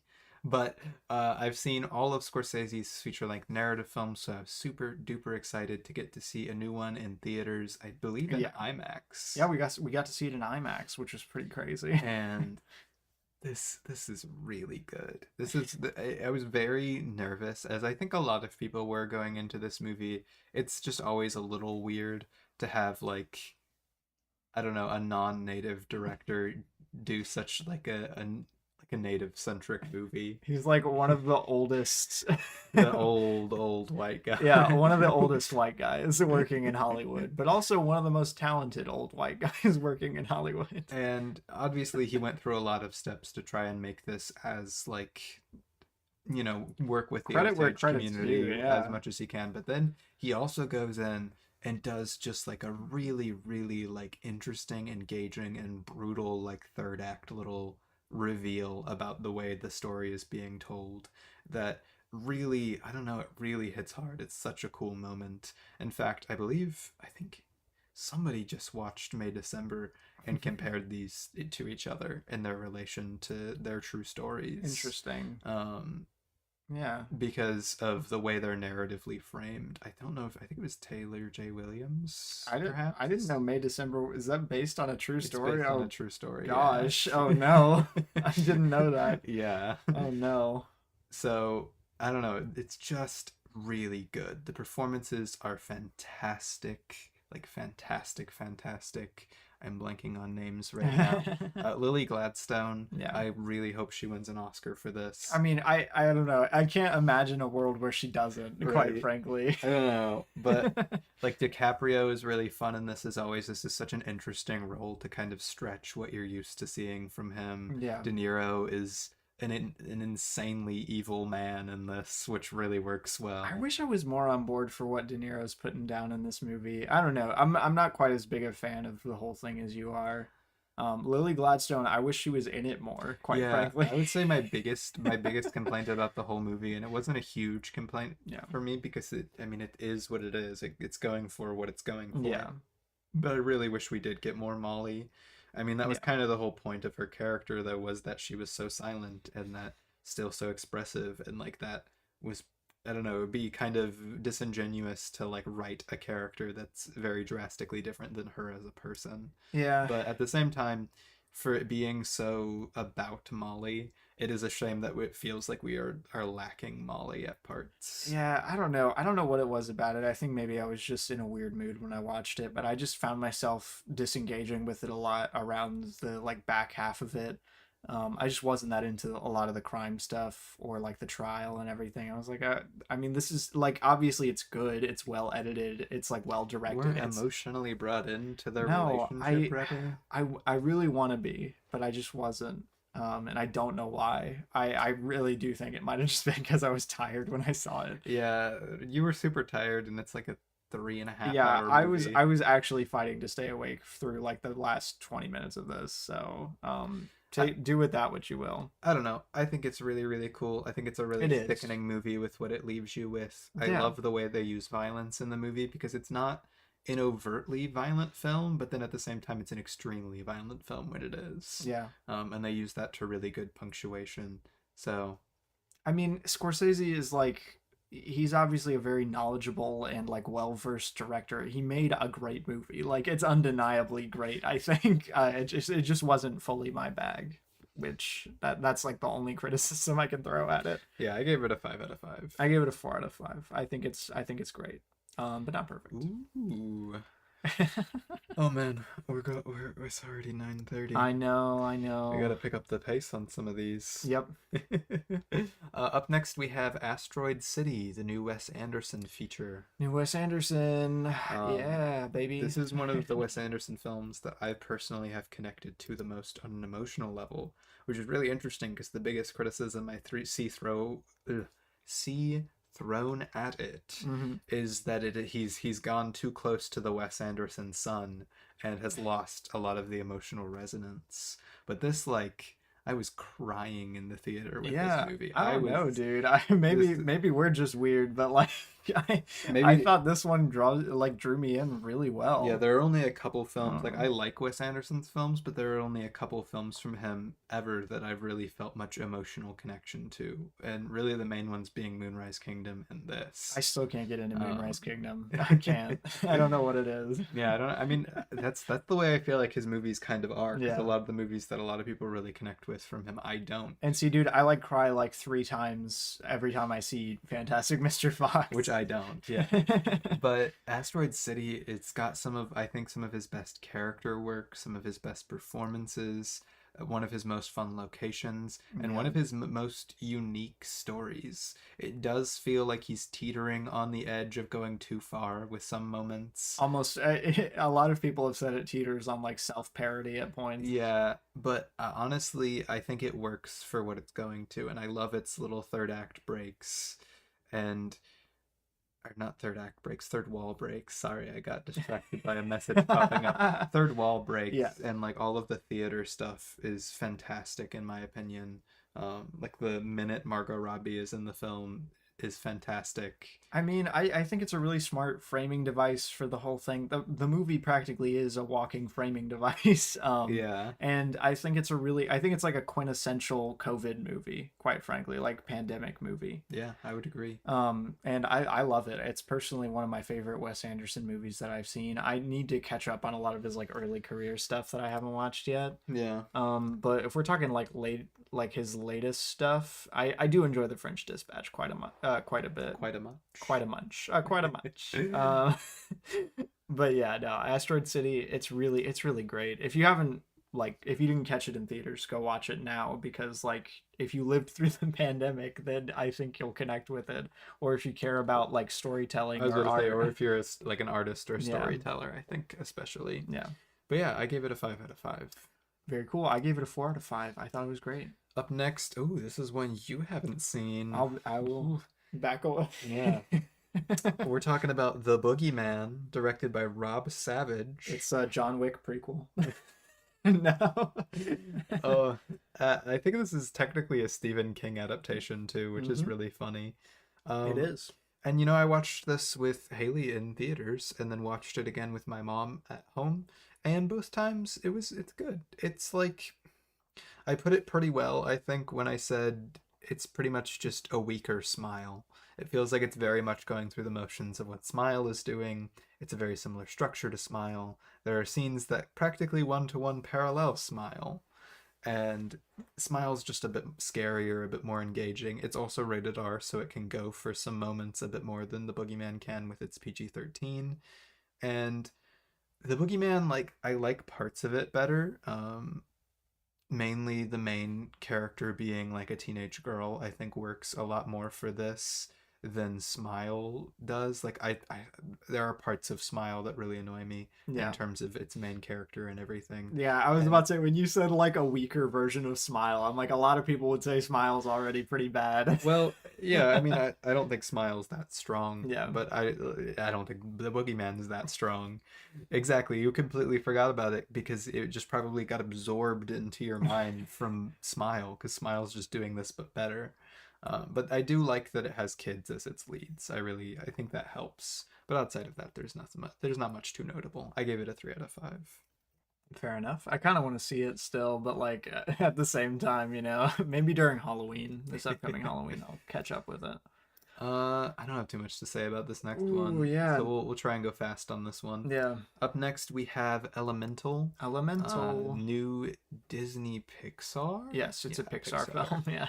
And similarly to Scorsese, I've done a video ranking every Scorsese movies, every Pixar Every movie to a Pixar certain movie. point. This is why I don't do live stuff.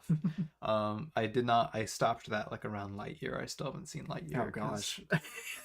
Spare yourself. Don't watch Lightyear. But Elemental was weird, and I heard a lot of weird things about it. It is weird. And we went and saw it, and I felt really terrible that day, like just anxiety wise and everything. I was not feeling great. And it was fine. It was cute. It runs into some of the same stuff that Zootopia does for just having weird racial allegories. Like that don't really make any sense. It doesn't really work when you apply any thought to them. Yeah, like I see what they're going for, but it's a better immigrant story than it is a story about racism. Yeah. So I don't know, like the romance is fine. It's honestly the best part, but it's focused on way less than I wish it would. The actual conflict of the story is kind of mid. Yeah, I was really let down coming out of Elemental because like the romance is really sweet, and then it's just kind of shoved into like this weird cookie cutter 3-act like drama. I was about to say the romance feels like strictly necessary. It does not feel like a story that would allow them to not get together. Like it doesn't feel real for that aspect. So it feels like this genetically engineered story where they have to fall in love and get together for their grander story about, I don't know, interracial couples to work. It's really strange because like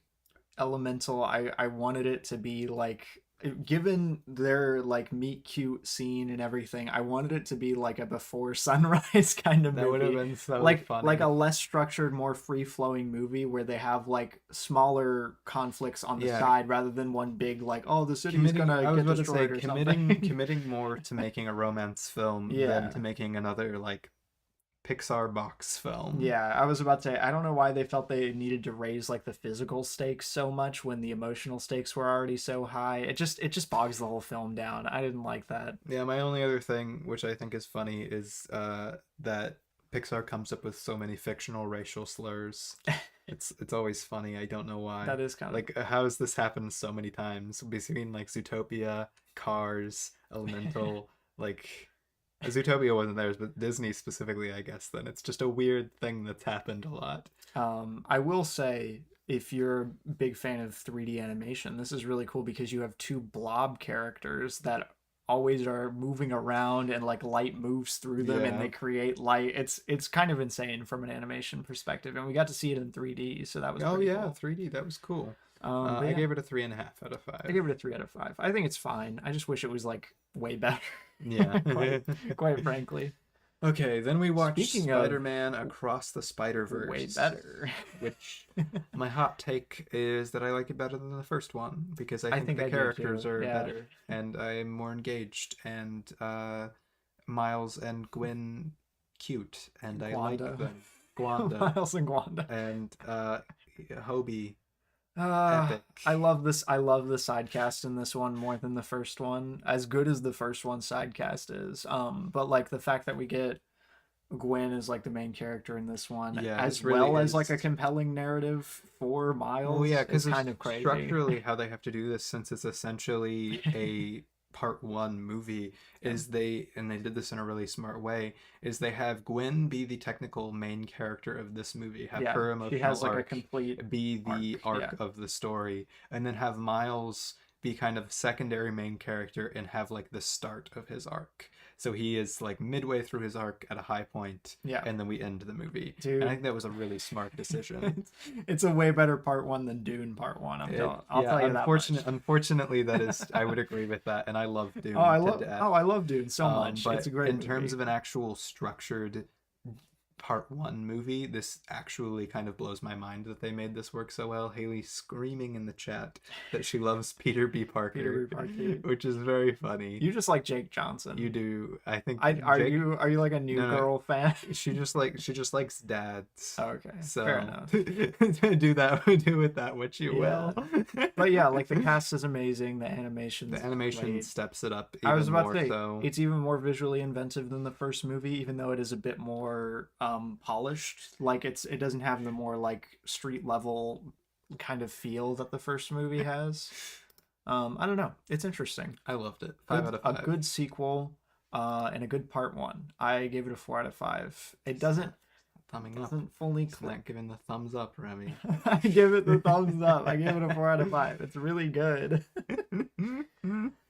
Yeah. Next up, Haley, you can't say that he's not just only amazing because he's a dad, because he's only in like 3 scenes of the whole he's movie in like 6 specifically scenes. about him being a dad. All of the stuff is just dad antics with him in this movie. That is true. He's there to crack jokes and be a dad. That's his whole So- role in Across the Spider-Verse. Not very convincing, Haley. But anyway, next up we have Shiny Happy People Duggar Family Secrets. Yes. Again, I've talked about how I'm not a big fan of true crime, especially true crime documentaries. But I think this one is a super important one to me personally to be told. Like stories about religious establishments and their harms and corruption, I think is some of the most important stories that we can tell. And this one's real rough to get into. Yeah, I caught the last like 2 episodes of this, and it was rough. Overall, though, as a documentary, it's just fine. It's not like the greatest. It is very like run of the mill it's kinda like docu-series. Cookie cutter HBO documentary. It's fine. It's just whoop. It's telling what it's telling, but I Yeah. do think its story is really important, and I think it's pretty narratively engaging. I don't think it needed to be nearly as long as it is. They could have structured it a little bit better, but it's still good, and I think a really important story to tell. Yeah, from what I caught of it, it just feels like a TV broadcast, but Yeah. like a fine TV What did- broadcast here, wait. documentary. I think I gave it a 4 out of 5. You did. I clicked on it right. How do I know what you rated it? Because then? you looked and I didn't look. But yeah, moving on. I included yeah. this is one of the few shorts I included. It's called Once Upon a Studio. We talked about it pretty extensively cute. in one of the What We Watched episodes. Yeah, it's cute. Didn't rate it. I said it was nifty. That was my review.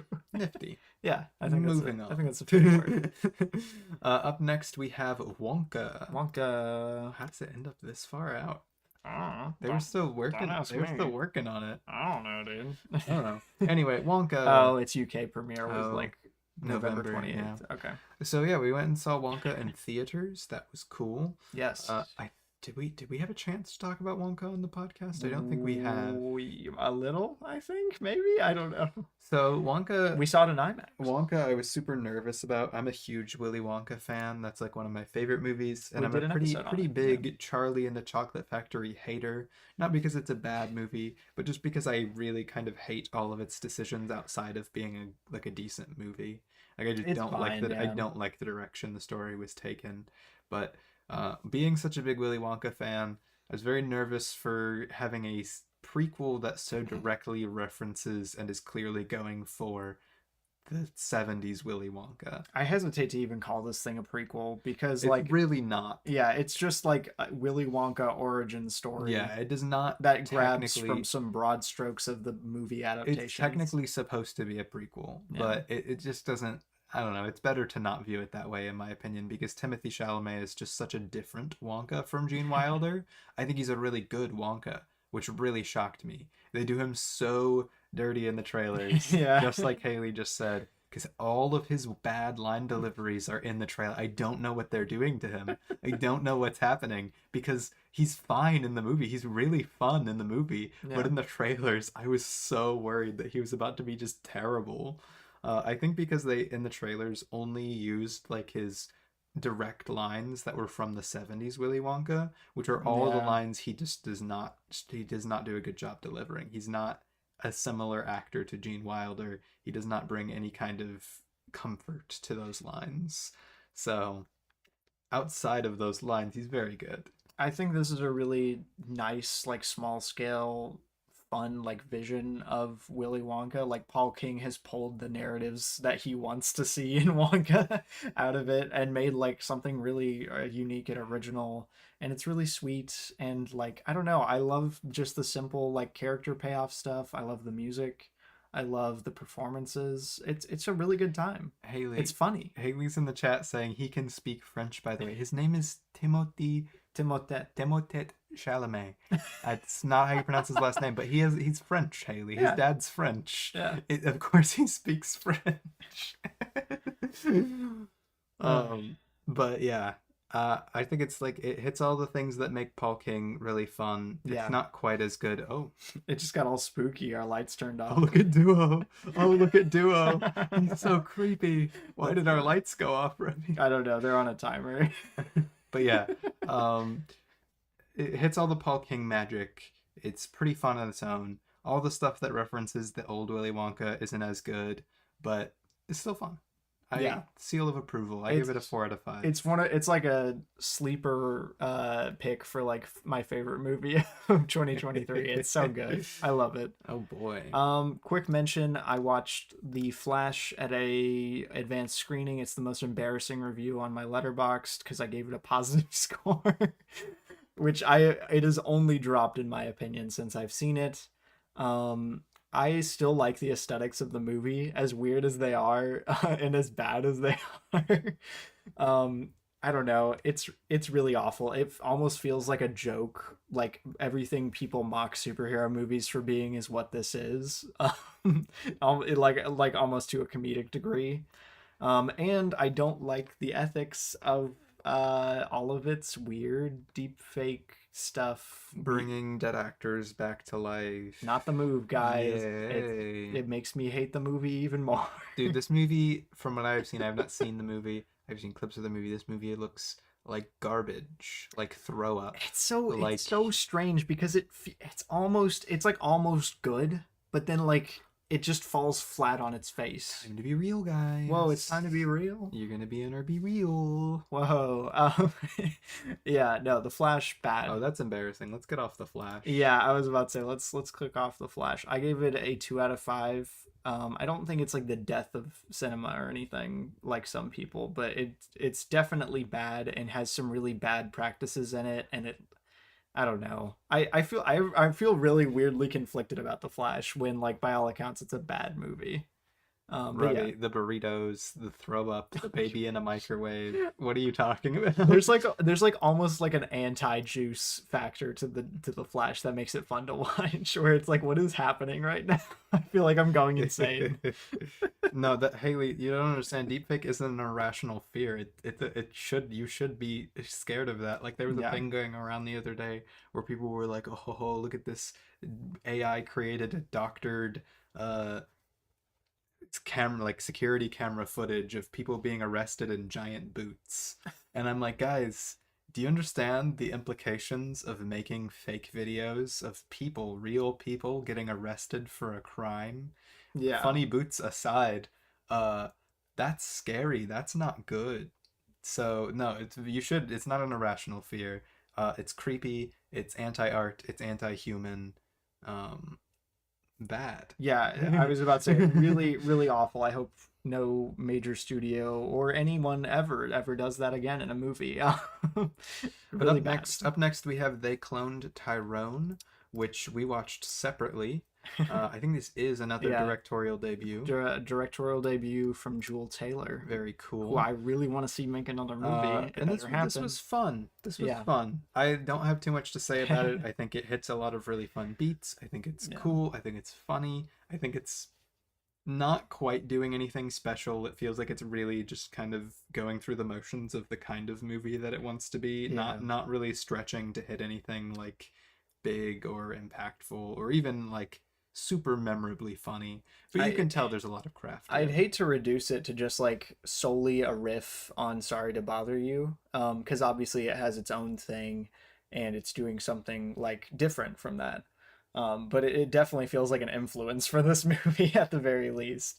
And I don't know, it just feels like the plot's a bit unmotivated at times. Like it just gets real muddy around the middle as like as to what the characters are supposed to be doing or like what they're supposed to be feeling at this moment. I don't know. It feels like it's treading water around the second act sometimes. But the main trio are really fun to watch. They're like great in this. And it's pretty well Definitely. directed, and it has like a fun, not necessarily fun. It has like a solid like message and thesis behind it. So Yeah. I really enjoyed it. I like that it can get a little absurd and Yeah, goofy. exactly. And one Yeah, of the big takeaways from this for me, the last thing I'll mention, is that the soundtrack, the original soundtrack is really good. I haven't listened I to it listen yet. to it all the I time. mean, I I heard it listen in the to it. movie. I listen to Obviously. it more than I think about the movie. So I think that's cool. I That's give it a funny. 4 out of 5. Yeah, they clone Tyrone. Thumbs up. I give it a 3 out of 5. Good movie. Then I'll run over these real quick Yeah. because I logged these and I do consider most of them movies, so I do have them on my ranking, but I'll go through them fast. I didn't even finish the new season of Black Mirror because I've just been so uninterested, but I did watch 4 episodes of Black Mirror. I watched Black Mirror Maisie Day, which was, I think, the lowest average rated film that I watched last year. Just period. That's Yeah, crazy. because it's bad. It's really bad. It's embarrassing. It's the worst thing I've ever seen come out of Black Mirror, and everyone involved should be embarrassed. Then we have Black Mirror Beyond the Sea, which is pretty good. It's fine. I know that was the one everyone was freaking out about, Mm. just because it's got Aaron Paul, and I love Aaron Paul Everyone likes Aaron as Paul. much as the next guy. I'm a big Breaking Bad fan, but it didn't really do that much with the concept that it had. There's some really interesting like moments of violence and like some cool things that it's trying to go for, but I could see much better movies made from a very similar concept, so it wasn't super engaging for me. Then we have Black Mirror Lock Henry, which no Netflix be saying in one of your shows that true crime bad does not excuse all of your exploitation of true crime. You are literally one of the biggest defenders of that of all Yeah. time, and it came out pretty darn close to all of the Dahmer stuff, which is one of the most egregious things that has ever come out in my lifetime when it comes to true crime. Yeah. Maybe don't do that. And then especially don't be like, ah, true crime. It's a little morally ambiguous. Oh, we don't know. Especially when Streamberry is their whole thing or whatever in this, where they made a fake Netflix. I hate everything that is in Black Mirror to do with that. It does not work. Netflix, it's not cute, it's not funny, and it does not excuse the own issues that you guys have as a company to just kind of let your big popular show that makes you millions of dollars passively poke at issues that you have as a company. It really makes me turn off way more to Lock Henry than I originally would, but it's Yeah. fine. Then we have Black Mirror Joan is Awful, and a lot of people hated this one. I didn't hate this one, but it runs into the same problem as Lock Henry, where it's running into that whole, oh, Netflix, they're kind of an evil company. Oh, aren't they so dystopian? When there's not a single thing in these that Netflix wouldn't do as a company. I kid you not. If they could do the plot of Joan is Awful, they would. I'm not even kidding. I think the big problem is it's trying to be funny and it's not a particularly funny episode. Black Mirror, they need better comedy writers. They don't have good. All of the episodes that they do that are more comedically focused kind of fall flat, but it was just fine. Not really memorable. Interesting. I put Carl's Date on here. It's the short that played before Elemental. It's fine. I don't know why I included it. Carl's Date, it's fine. It's It's cute. fine. I like it. Yeah. Next up is Mission Impossible Dead Reckoning Part 1. We did a whole episode about it. They Reckon the Dead Part 1. It's not as good as Fallout, but it is good. Yeah, I think it's got some fantastic action sequences. Did we do a whole episode on Yeah, it? we did a whole episode Yeah. about it. Oh, well, in that case, we don't need to go in depth. It's got amazing action, amazing cast. It's super epic and cool. I think I gave it a 4.5 out of 5. I gave it a 4 out of 5. Good movie. Nice. Then I watched Insidious: The Red Door in theaters with Haley. I had actually not seen any other Insidious movies besides the first one, but I still went and saw this in theaters because I don't care that much about Insidious and I wanted to see a horror movie with Haley. I really enjoy watching horror movies with her. It's like my favorite thing, especially when it's in the theater. And Insidious: The Red Door was dumb. It was fun, but it was dumb. The main reason that Silly. it's dumb, which I also think this is a directorial debut for Patrick Wilson. Patrick Wilson. Like Let I me said, check. there's a lot Yep. of them. Yep. Um, but this is such a dumb movie on a conceptual level because the entire conflict of Insidious: The Red Door is, did the events of Insidious 1 and 2 happen? Yes. And us as the audience being on Insidious number 5, we know that Insidious 1 and 2 happened.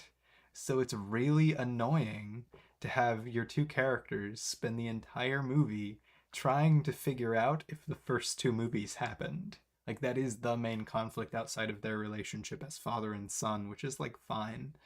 The horror elements are fine. It's a fine movie, but like that's the big like, why would you do that? Why would you make that the plot? I don't get it. I give it a 3 out of 5. Fair enough. Next up on the docket is But Barbie. we've got Barbenheimer specifically, It's Barbie and true. Oppenheimer. Barbie. I love Barbie. Barbie's such a good movie. It's so good. I should have worn something Barbie related. I have 3 articles of clothing that are Barbie related. Yours is still and... tangentially connected to something we're going to talk about later.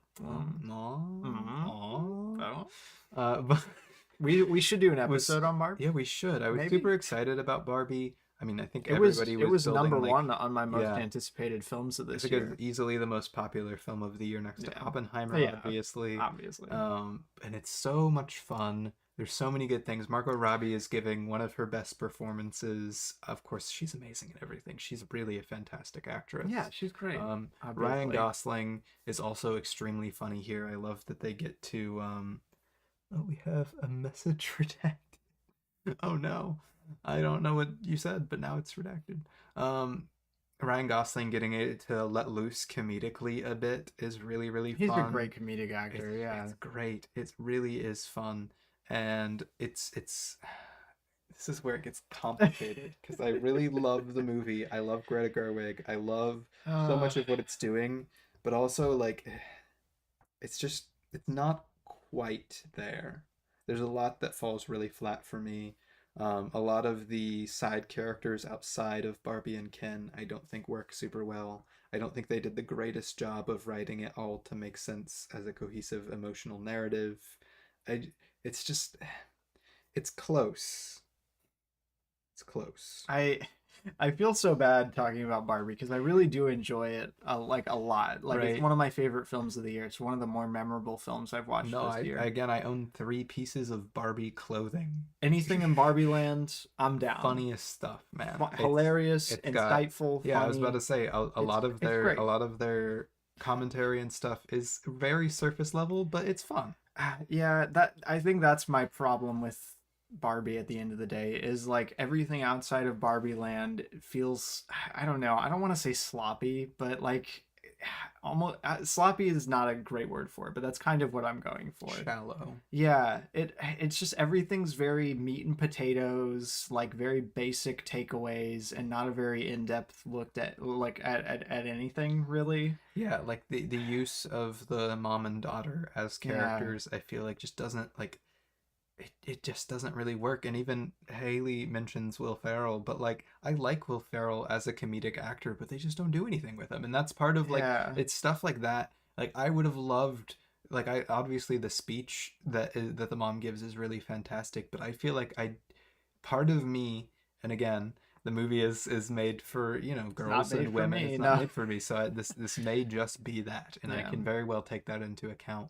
But for the fact that I do not know her character well, and I'm not pulled into her character at this point in the film, as much as I liked the monologue, the speech that she does. No, it's a really powerful monologue. Yeah, it just felt kind of out of place to see this character giving it. Yeah, because I just don't know her. Like I don't care about the mother-daughter relationship in a very cynical like film way.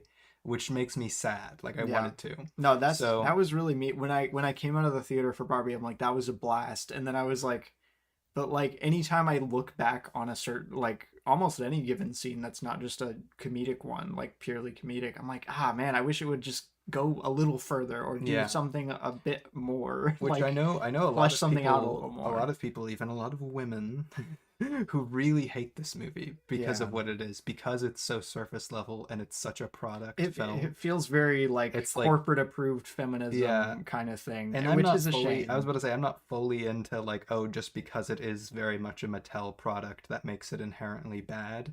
I But think it it does does take away from water what it this film down. could have been. Yeah, I Um, think there's a much better film lurking but in the corners of this. that being said, it is still hilarious and It's engaging yeah, and funny, and and, Barbie and Ken are amazing, and and the like set again, design. everything in Oh, Barbie Land is fantastic. yeah. I love this film. I really do. I It's just just wish I wish it was better. yeah, That's really my big especially takeaway. Greta Gerwig being practically my favorite filmmaker.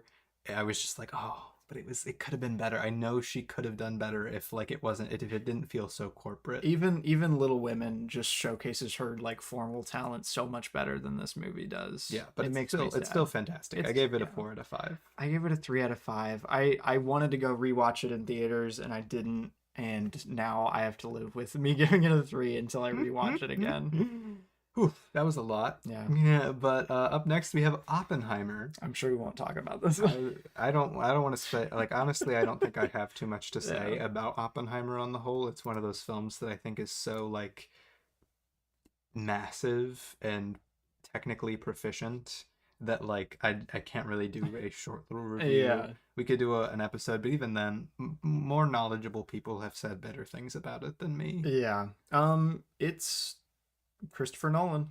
It's fantastic. I Yeah. think it's probably his best film. Oh yeah, I Um, would say it's his the best. performances are Besides fantastic. maybe Inception. It's, Maybe. I think it's kind of a must watch. I think that Yeah. shows in just how many people went and saw this. Nobody was really expecting that.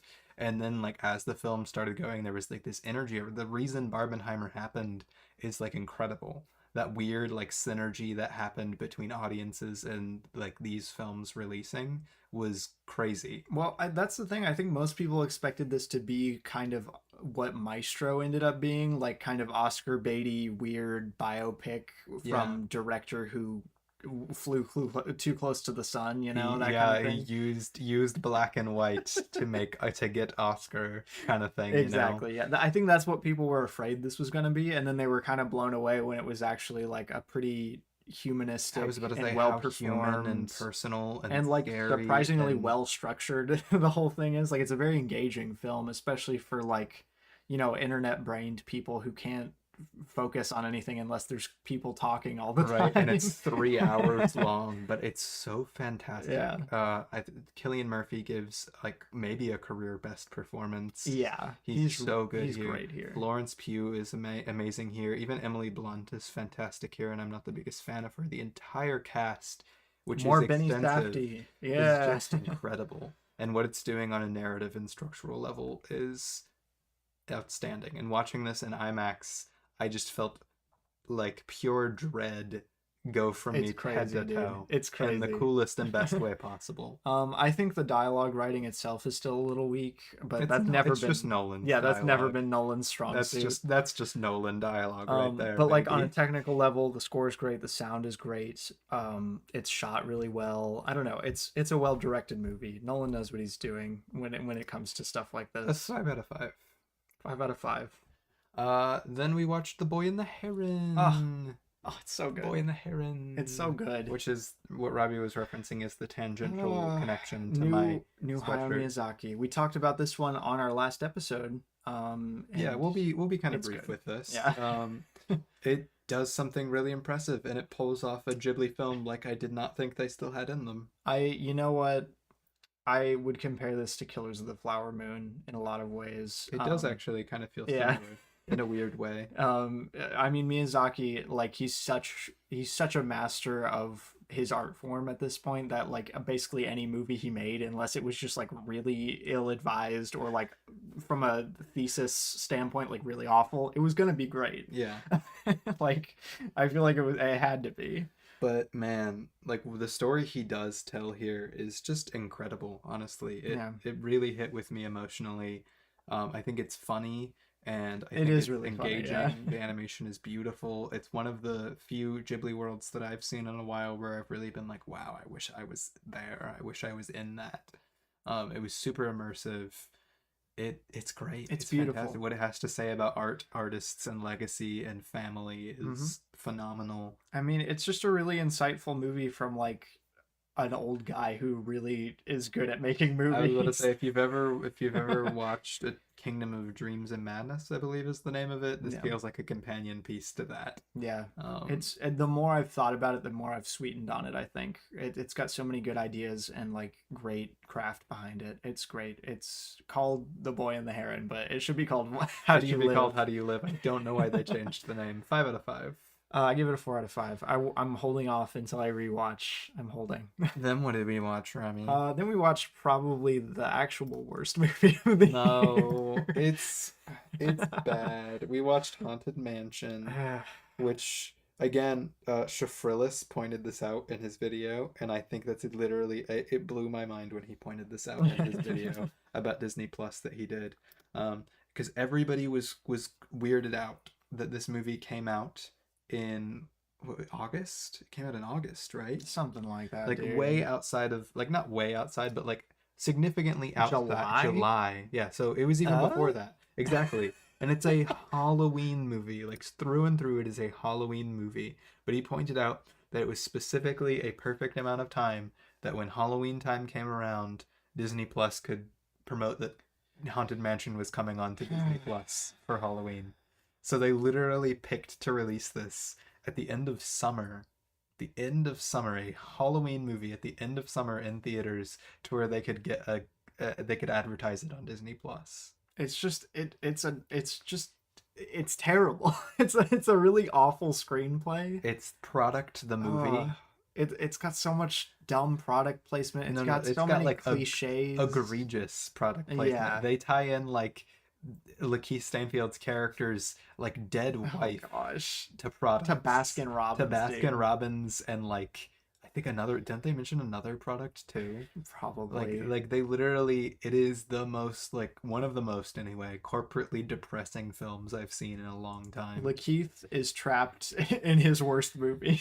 He's get him, like get him out of there. he's one of the most charismatic and fun leads And that even I know he of. can't make He these can't lines even work. make it. He can't even do it. I was going to say they have Owen Wilson, Winona Ryder is in here, Lakeith Stanfield, Danny DeVito. Like those are all really good actors, Really charming actors. and they do not work because the No dialogue juice. is so bad. It's awful. It's tonally deaf. It's not funny.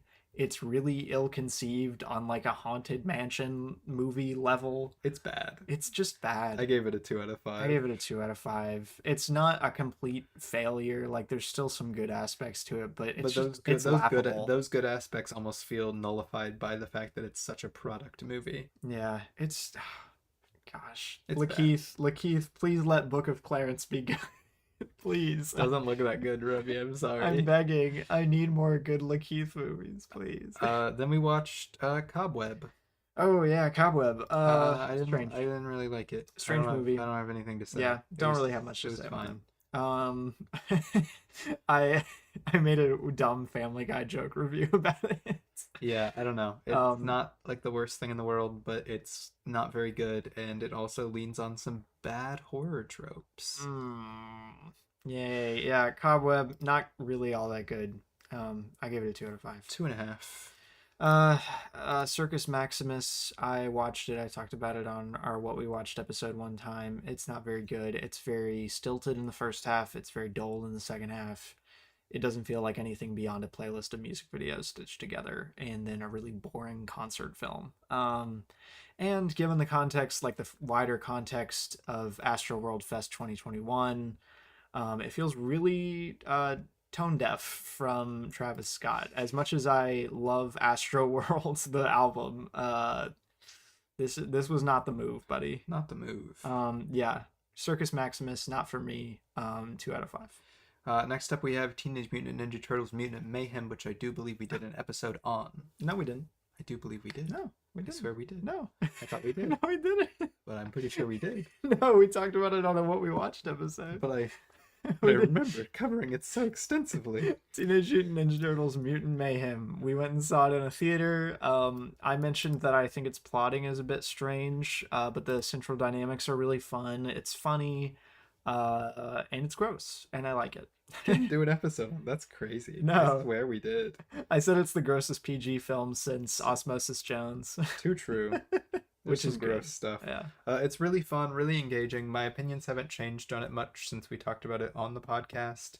It's just like, it's fun. Yeah. And they make the turtles work so well. They made them feel like teenagers. They feel and like mutants. modern teenagers. Not so much ninjas, but they are turtles. It's like, I don't know, I really appreciate what they did with just the turtles in this movie. Yeah. And it's got some weird structural points. I don't like the third act at all.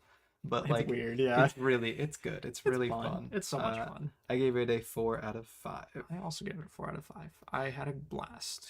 Oh yeah, up next, shout out to Alien Cake, Chad mentioned. Shout out to Chad and Or Pinely for making the short film of the year, Alien Cake. Chad, we need Oscar Chad. May it win all the awards. Get it on the short film shortlist for the Oscars. The Oscar. Because Chad needs an Oscar. Dude, this is the year I got into Chad. She's great. She's great. She's like the best YouTuber. So funny.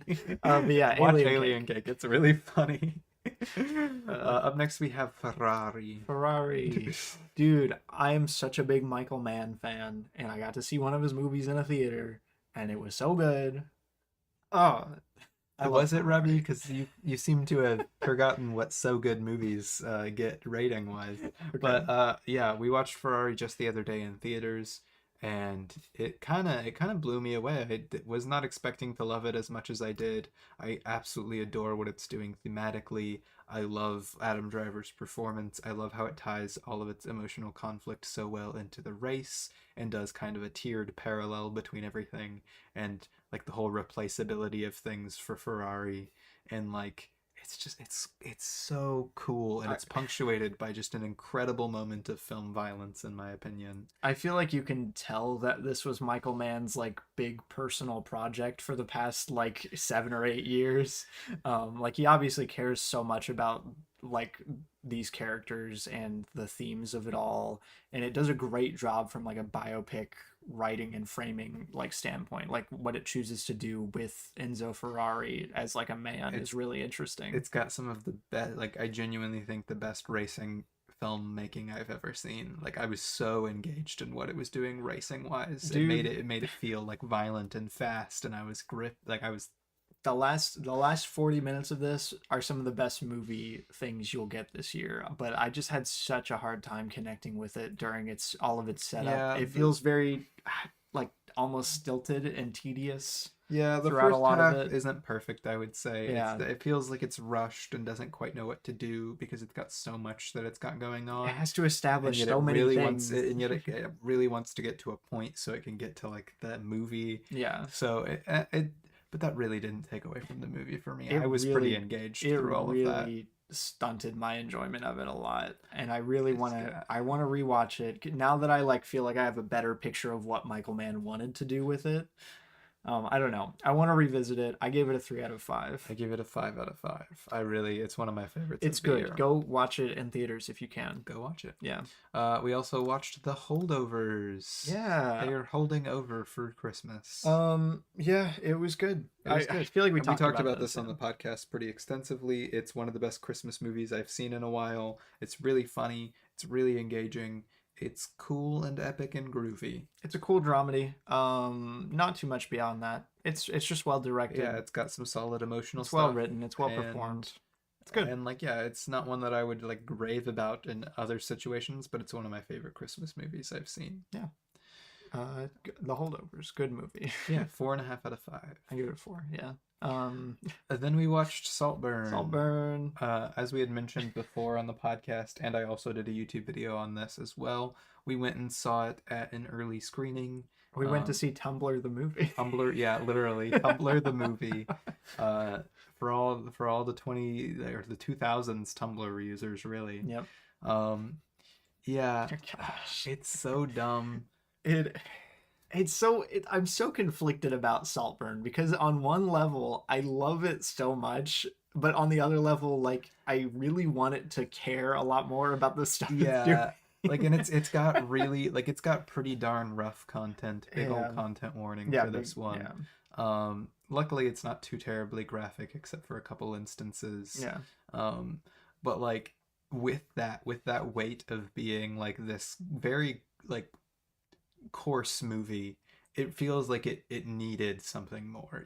I feel like it's disingenuous to this movie to go in for a lot of the sexual stuff that they did and not care enough. I mean, even beyond that, I think what's his name, Oliver Swift or something, Oliver Oliver Quick. Quick. Oliver Swift. Yeah, I think Oliver's kind of a strange character in general, like kind of a sloppily written character in general, just because he's supposed to embody like this weird ideal or something, or like idea that the movie's built around, but it never fully develops. Like all of its whatever commentary you might pull from it just feels really toothless and wishy-washy if you want to pull anything from Yeah, it. it feels like it's going for like I mean it is going for an unreliable narrative, but it doesn't clue you in with that for any point of the story really. So it doesn't work It that well, doesn't, but it's no. like really It's fun. so much fun, There's yeah. really funny moments and there's really fun moments and it looks good.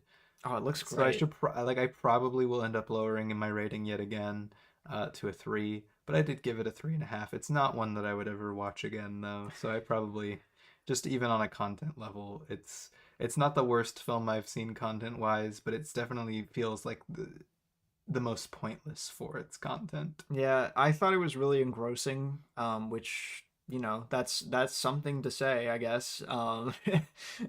Like I think it's pretty engaging, but it just when I walk away from it, I don't feel like I've gotten anything of value, Yeah, and really. Haley, I would not suggest this to any person. No. If you want to watch it, be warned, but Yeah. like no, I would it's really not worth it. Go watch Yeah, like The Favorite for something tangentially similar. it's weird. Saltburn's weird.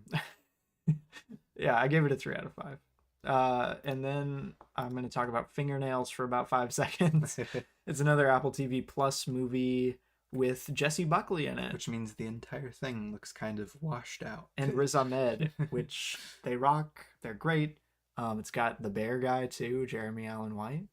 It's pretty cool. Oh yeah, Haley, I'm sure it is blowing up on TikTok right now. It's Oh, I'm literally sure. a movie. It was It's designed. genetically It was made in a engineered lab to to blow blow up up on on TikTok. TikTok. Literally, like you think that's a joke. I know some people for the same reason. Some people hate Barbie. Some people hate Saltburn just because Yeah. it's such a this was made for Tumblr and It that's was it. yeah, no, it was made And for like that. TikTok. I guarantee Emerald Fennel wrote it for that. Wait, is Riz Ahmed in Shameless? I don't know. Is he? I don't know. I've never seen Shameless, dude. I don't know. Yeah, I don't know. That's not what like I know him pretty well from like several different things. And I that's not what I would think of when I see oh, the bear guy. Yeah, yeah, Ah, Jeremy Allen White. White. The bear. The bear. Shout out to Jeremy Allen White. He's so cool. He's awesome, dude. I didn't know he was oh right, I did know he was in Shameless. But yeah, I think it plays its sci-fi premise too safe. And like from a screenplay perspective, like the narrative of it doesn't really make a lot of sense. But like the central trio, when you have a central trio of actors this good, I was about to say Jesse Buckley, Riz Ahmed, and Jeremy Allen White are really good actors. there's so much fun. Yeah, there's so much fun to watch, even though it just feels like a mid-tier Black Mirror episode. It's fine. I liked it. I think you mean every Black Mirror episode besides like 2. It's funny. Next up, or well, I guess I didn't tell you my rating. I give it a 3 out of 5. Next up, we have The Wonderful Story of Henry Sugar. Henry Sugar. The one that people really say Wes Anderson too close to the sun for. This one, this one's funny. This came I in with like like a it. big release of several different short films. Yes. Technically, in my opinion, this is a feature. I think it qualifies as a feature Yeah, in terms of length. this is the longest of any of them. I think it's 39 minutes, which is like I think a minute away from qualifying as a feature. But I still consider it a feature. And I think it's really good. It's not my favorite, but I really admire what this is doing more so than any of the other shorts in terms of its use of theater and like Roald Dahl's material. I don't know. it's really interesting in the context of like doll adaptations and Wes's career, and I really enjoy it. It has some great performances and like fun effects and good set design. Um, I don't know. It's really good. I, Yeah, I I don't know what else to say about I it. was super enchanted by it, and I think it's like limited runtime allows it to hit exactly what it's going for and not linger too Yeah, much. So I really appreciated it. yeah, it's really good. I gave it a 4.5 out of 5. I did not rate it just because it's categorized as a short. Then we watched Maestro, or rather Maestro, than Maestro Maestro released. premiered. Yeah, Weird movie. really weird. Yeah, that's really the best way to describe Maestro. Like I love you, Bradley Cooper. I really do. Oh, he's But so much fun, like dude. Nightmare Alley. Nightmare Alley. he's so good in He's that. so good. I love Bradley Cooper and everything I've seen him in. Yeah. But this is just kind of a weird one. Like it just doesn't fully work. I really admire what it is going for by focusing more on Leonard Bernstein as like a person than just like, oh, here was all of his cool accomplishments that he did. Yeah, sit down and listen to his music for a couple hours. But at the same time, with that, it feels like it just doesn't fully want to tell his story. It's Like it really feels like it weird. skips over major parts of his life story. Yeah. And also, like I put this in my review, it honestly feels like it's a little uncomfortable portraying some of his like the gay side of his story. They really don't show it much, and it's kind of like whispered to in the background and implied. Which and I think is like partially intentional, but like no, it's it is. Like it's just that's weird. It's a with weird way to approach yeah, with this, what they like, were going for, yeah. I understand why they did that. But again, like the entire time, it's unsubtly like ham-fisting, like in your face, like, oh, there's two sides of him. Oh, he's got two sides of himself.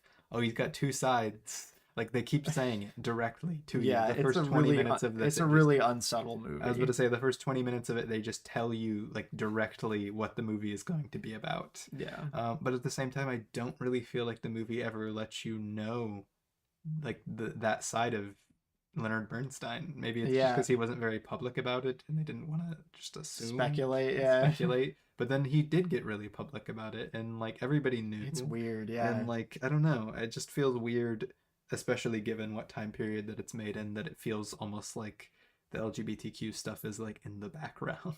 Yeah, it's strange. Really, the biggest problem is the script doesn't really seem to know what it like wants to show you at any given point, or seem to have that much like intentionality behind it.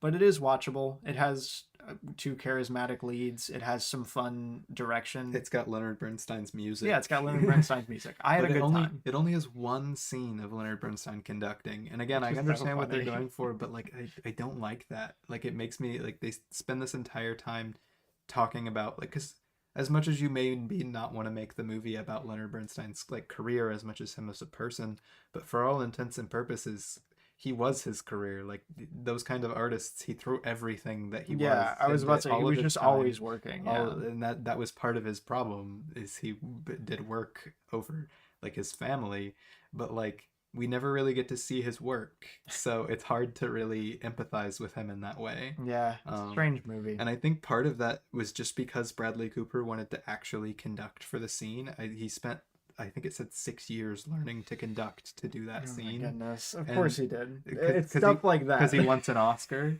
And like I'm like, dude, it wasn't worth it. I would have rather seen more conducting than you actually conducting one scene. it would be the funniest prediction for the Oscars is that this wins makeup. The nose. Hair and makeup, the nose. Oh gosh.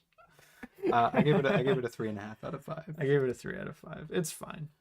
Up next we have The Killer, which we've talked about. New Fincher movie. Fincher, I like it. It's funny. Good movie. I like Michael Fassbender. It's my favorite David Fincher movie. He shoot gun and make joke about corporations being the death of everything. Yeah, The Killer. Cool movie. Cool movie. Go Love watch it if you're 5 out of 5. if you're cool with it. I give it a 4 out of 5.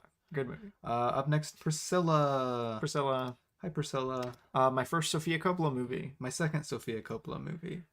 She's cool. Shout out Jacob. to It's the Sophia. year of Jacob Elordi, apparently. Apparently.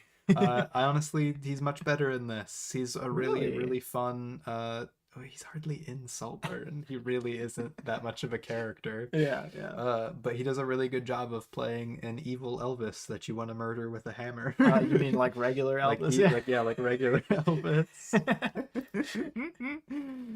I think it makes for a really interesting companion piece to Elvis the Oh, movie. very Like, interesting. I would love to watch those as a double feature. I really love what it's doing on a cinematic Oh, level. it's so cool. There are parts of the film that I was straight up sick to my stomach during, Yeah. despite it never feeling like voyeuristic at all, which I appreciated. Yes, thank heaven. Which I mean, it's Sophia Coppola. She's usually pretty good with stuff like that. Yeah. And it's not my favorite thing in the world. It's not as engaging as I would like it to be. That's but my biggest problem with it. I love the thesis of it so much. Like, I'm so glad it got made. And I love how well it pulls off its like very lonely and isolating atmosphere. I just wasn't that like engaged for a lot of the middle portion where like not much is going on. Like I get why a lot of the scenes are there, and there are a lot of good sequences within that, but like at the same time, I just wish it felt a bit more substantial during a lot of the middle. Yeah, I actually love what Yossi, friend of the podcast, mentioned in his the way it goes about weaving like Elvis as a character as being just kind of like a big goofy idiot. Yeah. Like he's just kind of doing his thing, and he doesn't seem malicious, but yet he inflicts so much harm and pain. Yeah. And is a really terrible person. And that's something really interesting to do with his character. Yeah, no, like I said, I really admire the thesis and craft of this, and the direction is great. And Kaylee, Spaney? Spaney. She's great. Probably. It's fantastic. It's a great movie by all accounts. I just wanted to engage. I wish it engaged me a little more when I was watching it. 4 out of 5. I give it a 3 out of 5. I want to rewatch it though. I want to give it another shot. A Haunting in Venice. Haunting in Venice. It's been a while since this came out. We talked about it a couple times. I don't like it. It's fine. It's whatever. I don't it's like about it. It's about up there with all of the Kenneth Branagh Perot movies. I hate to say it. This is the most boring one. It's the most boring. It's the least so memorable. Yeah. The most boring. Which is like, you know, it's fine. It's fine. Whatever. Does anyone care about Haunting in Venice? If you enjoyed it, cool. I gave it a 3 out of 5 because I kind of enjoyed it. I gave it a 2 I wouldn't out of watch 5. it again. Yeah, I would never watch it again. It's dark and boring. Then we have The Swan, which was one of the Wes Anderson shorts. Yes. Very fun, very cool. Loved what it was doing. Super emotional. Yes. Yeah, very good. I liked it a lot. Then what, Remy? Then I watched Totally Killer. It's a time traveling slasher that Amazon Prime produced. But it's I don't know. I like slashers a lot. That's why I turned it on. It's got some fun set pieces, and it's got a good cast generally. My dumb movie senses were tingling, so I didn't watch it. It is kind of a dumb movie, yeah. It just, I don't know. The DNA of the movie that's like slasher genre beats being hit, I enjoyed that. But like the comedy stuff just doesn't work. It's not funny. Not funny, didn't laugh kind of energy. I don't know, dude. So much of its comedy relies upon like, oh, things sure were crazy and bad in the 80s. You couldn't do that nowadays. That's crazy. Which, dude, 80s nostalgia is so like run into the ground right now anyway. Like, guys, we're supposed to be in 90s nostalgia now. What are we doing? Actually, at this point, we're supposed to be in 2000s nostalgia. What are we doing? I don't know. The structure's bad. It cuts between like two plot, like A plot, B plot kind of thing, two timelines, and it just doesn't pull it off. It's clunky and weird and just poorly structured. But like, I don't know. I still had a decent time with it. I have a really hard time not enjoying a slasher film. Like, all the set pieces are really fun, except for the last one. The finale of this is so dumb. I don't know. Talking about it makes me want to lower my rating for it. But I gave it a 3 out of 5. I think it's fine. Nice. Totally killer. Then we watched then released The Ratcatcher, which was, I think, my least favorite of the Wes Anderson shorts, but still really cool. I love what it does on like a thematic, like tension building level for being so I loved it, dude. back. I love it. Yeah. It's cool. Cool stuff. What else to say about The Ratcatcher? It's awesome. Then we watched Poison, which does something very similar in terms of building tension in a really cool way. Super engaging, super fun. Has actually got something like pretty potent. Pretty potent to say. Cool. But yeah, fun in the context of like Dahl's career and like adapting Dahl, and it's a good riff on Hitchcock as well quite from Wes Anderson. quite frankly, there's no reason these shouldn't have been put together in a film like The I Ballad like of Buster I don't Scruggs. know. I like having them separate. I think I don't know. there I would think be a nice I novelty to will logging them all well together. no But beyond that. I've fully gone on board with this after I saw it as a criticism because something about them didn't work. But the doll stuff, tying them all together, just doesn't work if you don't have them all combined. hmm, And I think they could have done something a lot more interesting with that if they would have committed to it. interesting.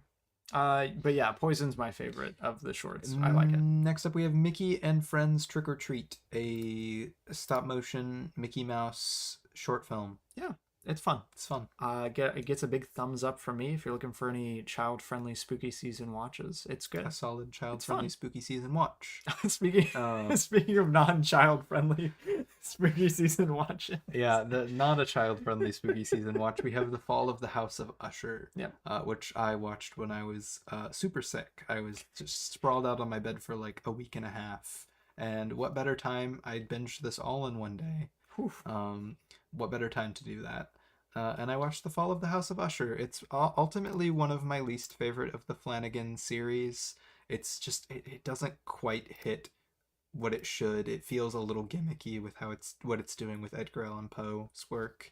But at the same time, it's a cool adaptation of Edgar Allan Poe's work. Like I understand what it's going for, but it just some of its Mike Flanaganisms don't work for its benefit in this one, which is a shame because a lot of stories do like lend themselves to his style. I don't think this story inherently did, which I think is the reason why he wasn't the sole director on this. I forget who the other director was because I think he was the major director of most of the actual episodes. Michael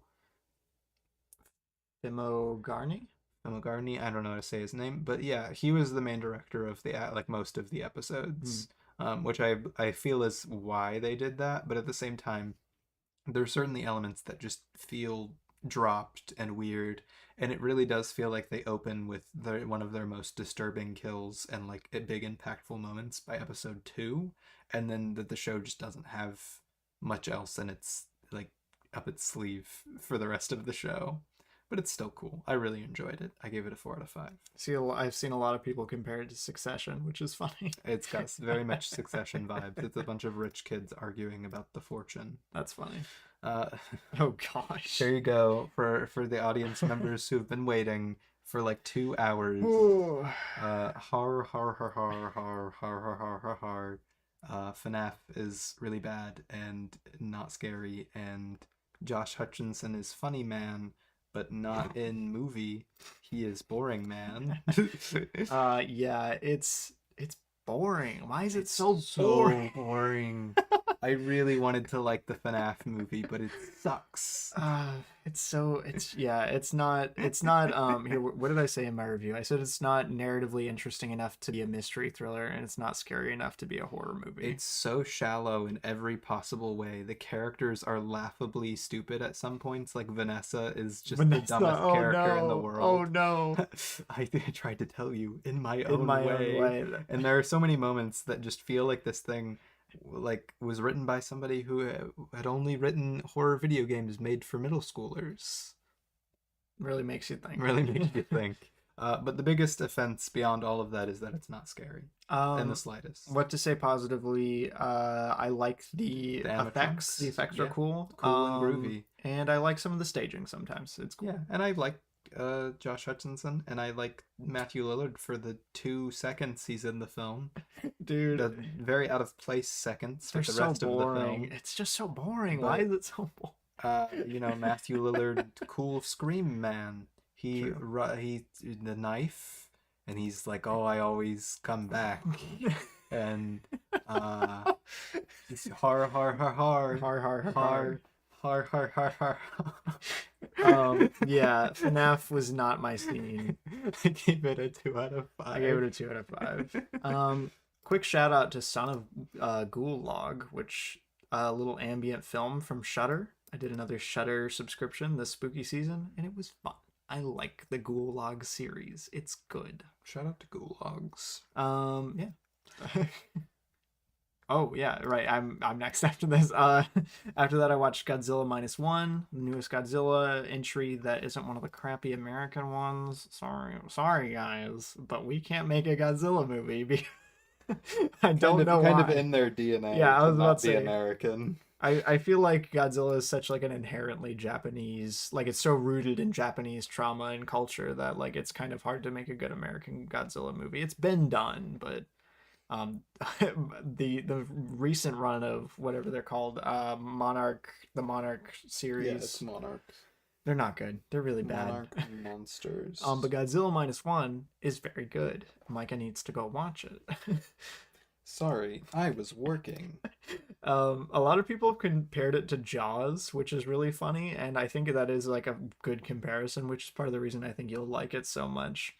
But like Godzilla is so scary in this one, and like it manages to say something really interesting about like obligation to like serving your country and like when it doesn't serve you back kind of thing. It actually has like a really sincere and good message when it comes to like um the sort of past evils of the Japanese military. So yeah, not great stuff. That's touched on pretty powerfully here. I like it a lot. A lot of it's about nuclear anxiety, which I really relate to, and the fallout of war. It's cool. It's a cool movie. Godzilla's back in their original historical context, and it's great. Godzilla minus one, great movie. Please go watch it. It's one of the best of the year. Then we have Thanksgiving, Ooh, we're nearing the end, which guys. we've talked about before, and it's dumb as rocks and makes almost all of the wrong decisions, but at the same time is pretty fun. I would put it as like a better version of Totally Killer, kind of. Like it's kind of bad, but like also kind of good. You Yeah, know? every time it goes in for something really, really cool, it feels like it falls flat, Yeah. and like the third act is kind of abysmal. And while I appreciate a really gory movie, all the gore in this is so over the top and dumb that it feels very flat and I'd watch it digital. again. I would watch it again. I enjoyed it, but it's one that would be more fun to go laugh at with friends Yeah. than to be like an actual good This movie. this is a good group watch. It's not like an all-time great slasher or anything though. Which, being that kind of slasher, we need those kind of slashers.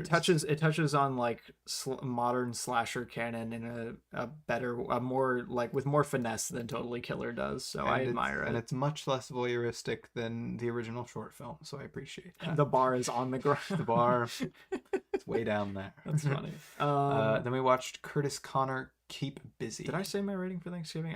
I rated it a 3 out of 5. I gave it a 3.5. Yeah, we watched Curtis Connor's debut stand-up special, Keep Busy. I bought tickets, which was fun. Yeah. I like Curtis as much as the next guy. I don't think his material works quite as well. It's a very different vibe from his YouTube videos, which he acknowledges, like in his videos leading up to the promotion of this special. And he just feels nervous. Yeah. It doesn't work as well as I would like it to in the first like 30 minutes because he feels like he's grasping for straws or something, like he's just like I think he's just really trying to win over the audience for a lot of the beginning of it, and like I think the deliveries sometimes suffer for it, and like I don't know, the pacing of it's a little weird too. By the second half it definitely finds its footing, and I love was really funny. So yeah, good job, Curtis. Stand up is hard. I was about to say, as a debut special, I would definitely watch it again. And I'm excited to hopefully see another one. I gave it a 3.5 out of 5. I also or not also I gave it a 3.5, or not a 3, a 3 out of 5. Oh my Thank you. Gosh, Ravi, what is going on at the bottom of our list? That's gross. Okay, we're nearing the end. I'm Next, sorry. next we have Napoleon. Napoleon. Ridley Scott. Yeah. New Ridley Scott in theaters. Come fall asleep with me. That's a bit rude. No. Ridley, if you're watching right now, it's not that you made a boring movie, it's that your movie was cut into a boring movie. Yeah, I don't think it's boring. I just think it is cut to pieces. It really, that's what it feels like anyway. That's what it feels. I don't know if that's what happened, but that's what it feels like. It feels like the story was way director's cut down.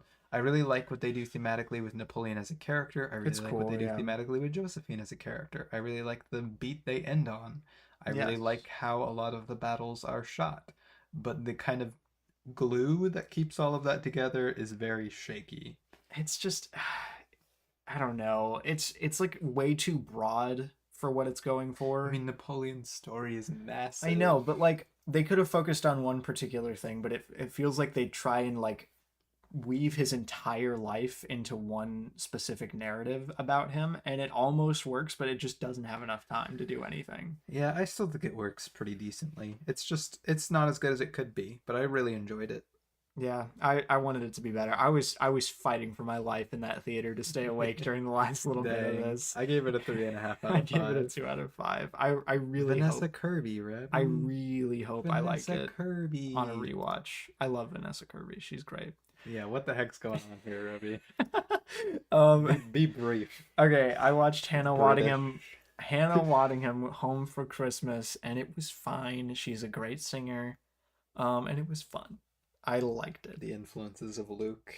I was about to say, shout out to Luke, friend of the podcast, for making me watch all of Ted Lasso and then encouraging me to watch this. But yeah, I gave it a 3 out of 5. And then I watched, I'll just mention them all as the same thing. I watched all the new Doctor Who specials, including Church on Ruby Road. Wild Blue Yonder was my favorite. The Giggle was my least favorite. And Ruby Road is really fun. It has a Goblin King, and they sing a little Goblin song. It's fun. Little Goblin song. Dude, have you not heard the Goblin song? You got to. Robbie, I'm not on British Twitter. British Twitter, dude. Also, shout out to The Bad Guys, A Very Bad Holiday. More like a very bad short film, am I right? No, No, I'm it's not. kidding. It's not that bad. It's fine. It's not that good, but it's not that bad. It's the animation's obviously rough, I mean, it and just looks it's like, not yeah, that TV funny, animation. but it's like fine. It's There's fine. nothing. It's There's whatever. nothing egregious about it. Then we have Diary of a Wimpy Kid, Christmas Cabin Fever, Yeah, this which I is believe. technically the last movie, like, release wise. Even though like Maestro dropped on Netflix, like its festival date was earlier than this. So. Yeah, which Cabin Fever is our last movie of the I'm year. pretty sure we talked about this on our last podcast episode, did. but it's bad. Yeah, it suffers a lot from just being like a generic, Poorly written. poorly written screenplay with like bad Amateur. jokes. Yeah, it's very amateurish, unfortunately. And I hope that what's his face, Jeff Kenny. I hope he becomes a better screenwriter because he could write something good. I swear. Animation doesn't work. The animation's not doing also any ugly favors, and yeah. unexpressive. So Yeah, I don't know. I still like Roderick and Rowley. They're I still gave good. it a 2 out of 5. I also gave it a 2 out of And 5. that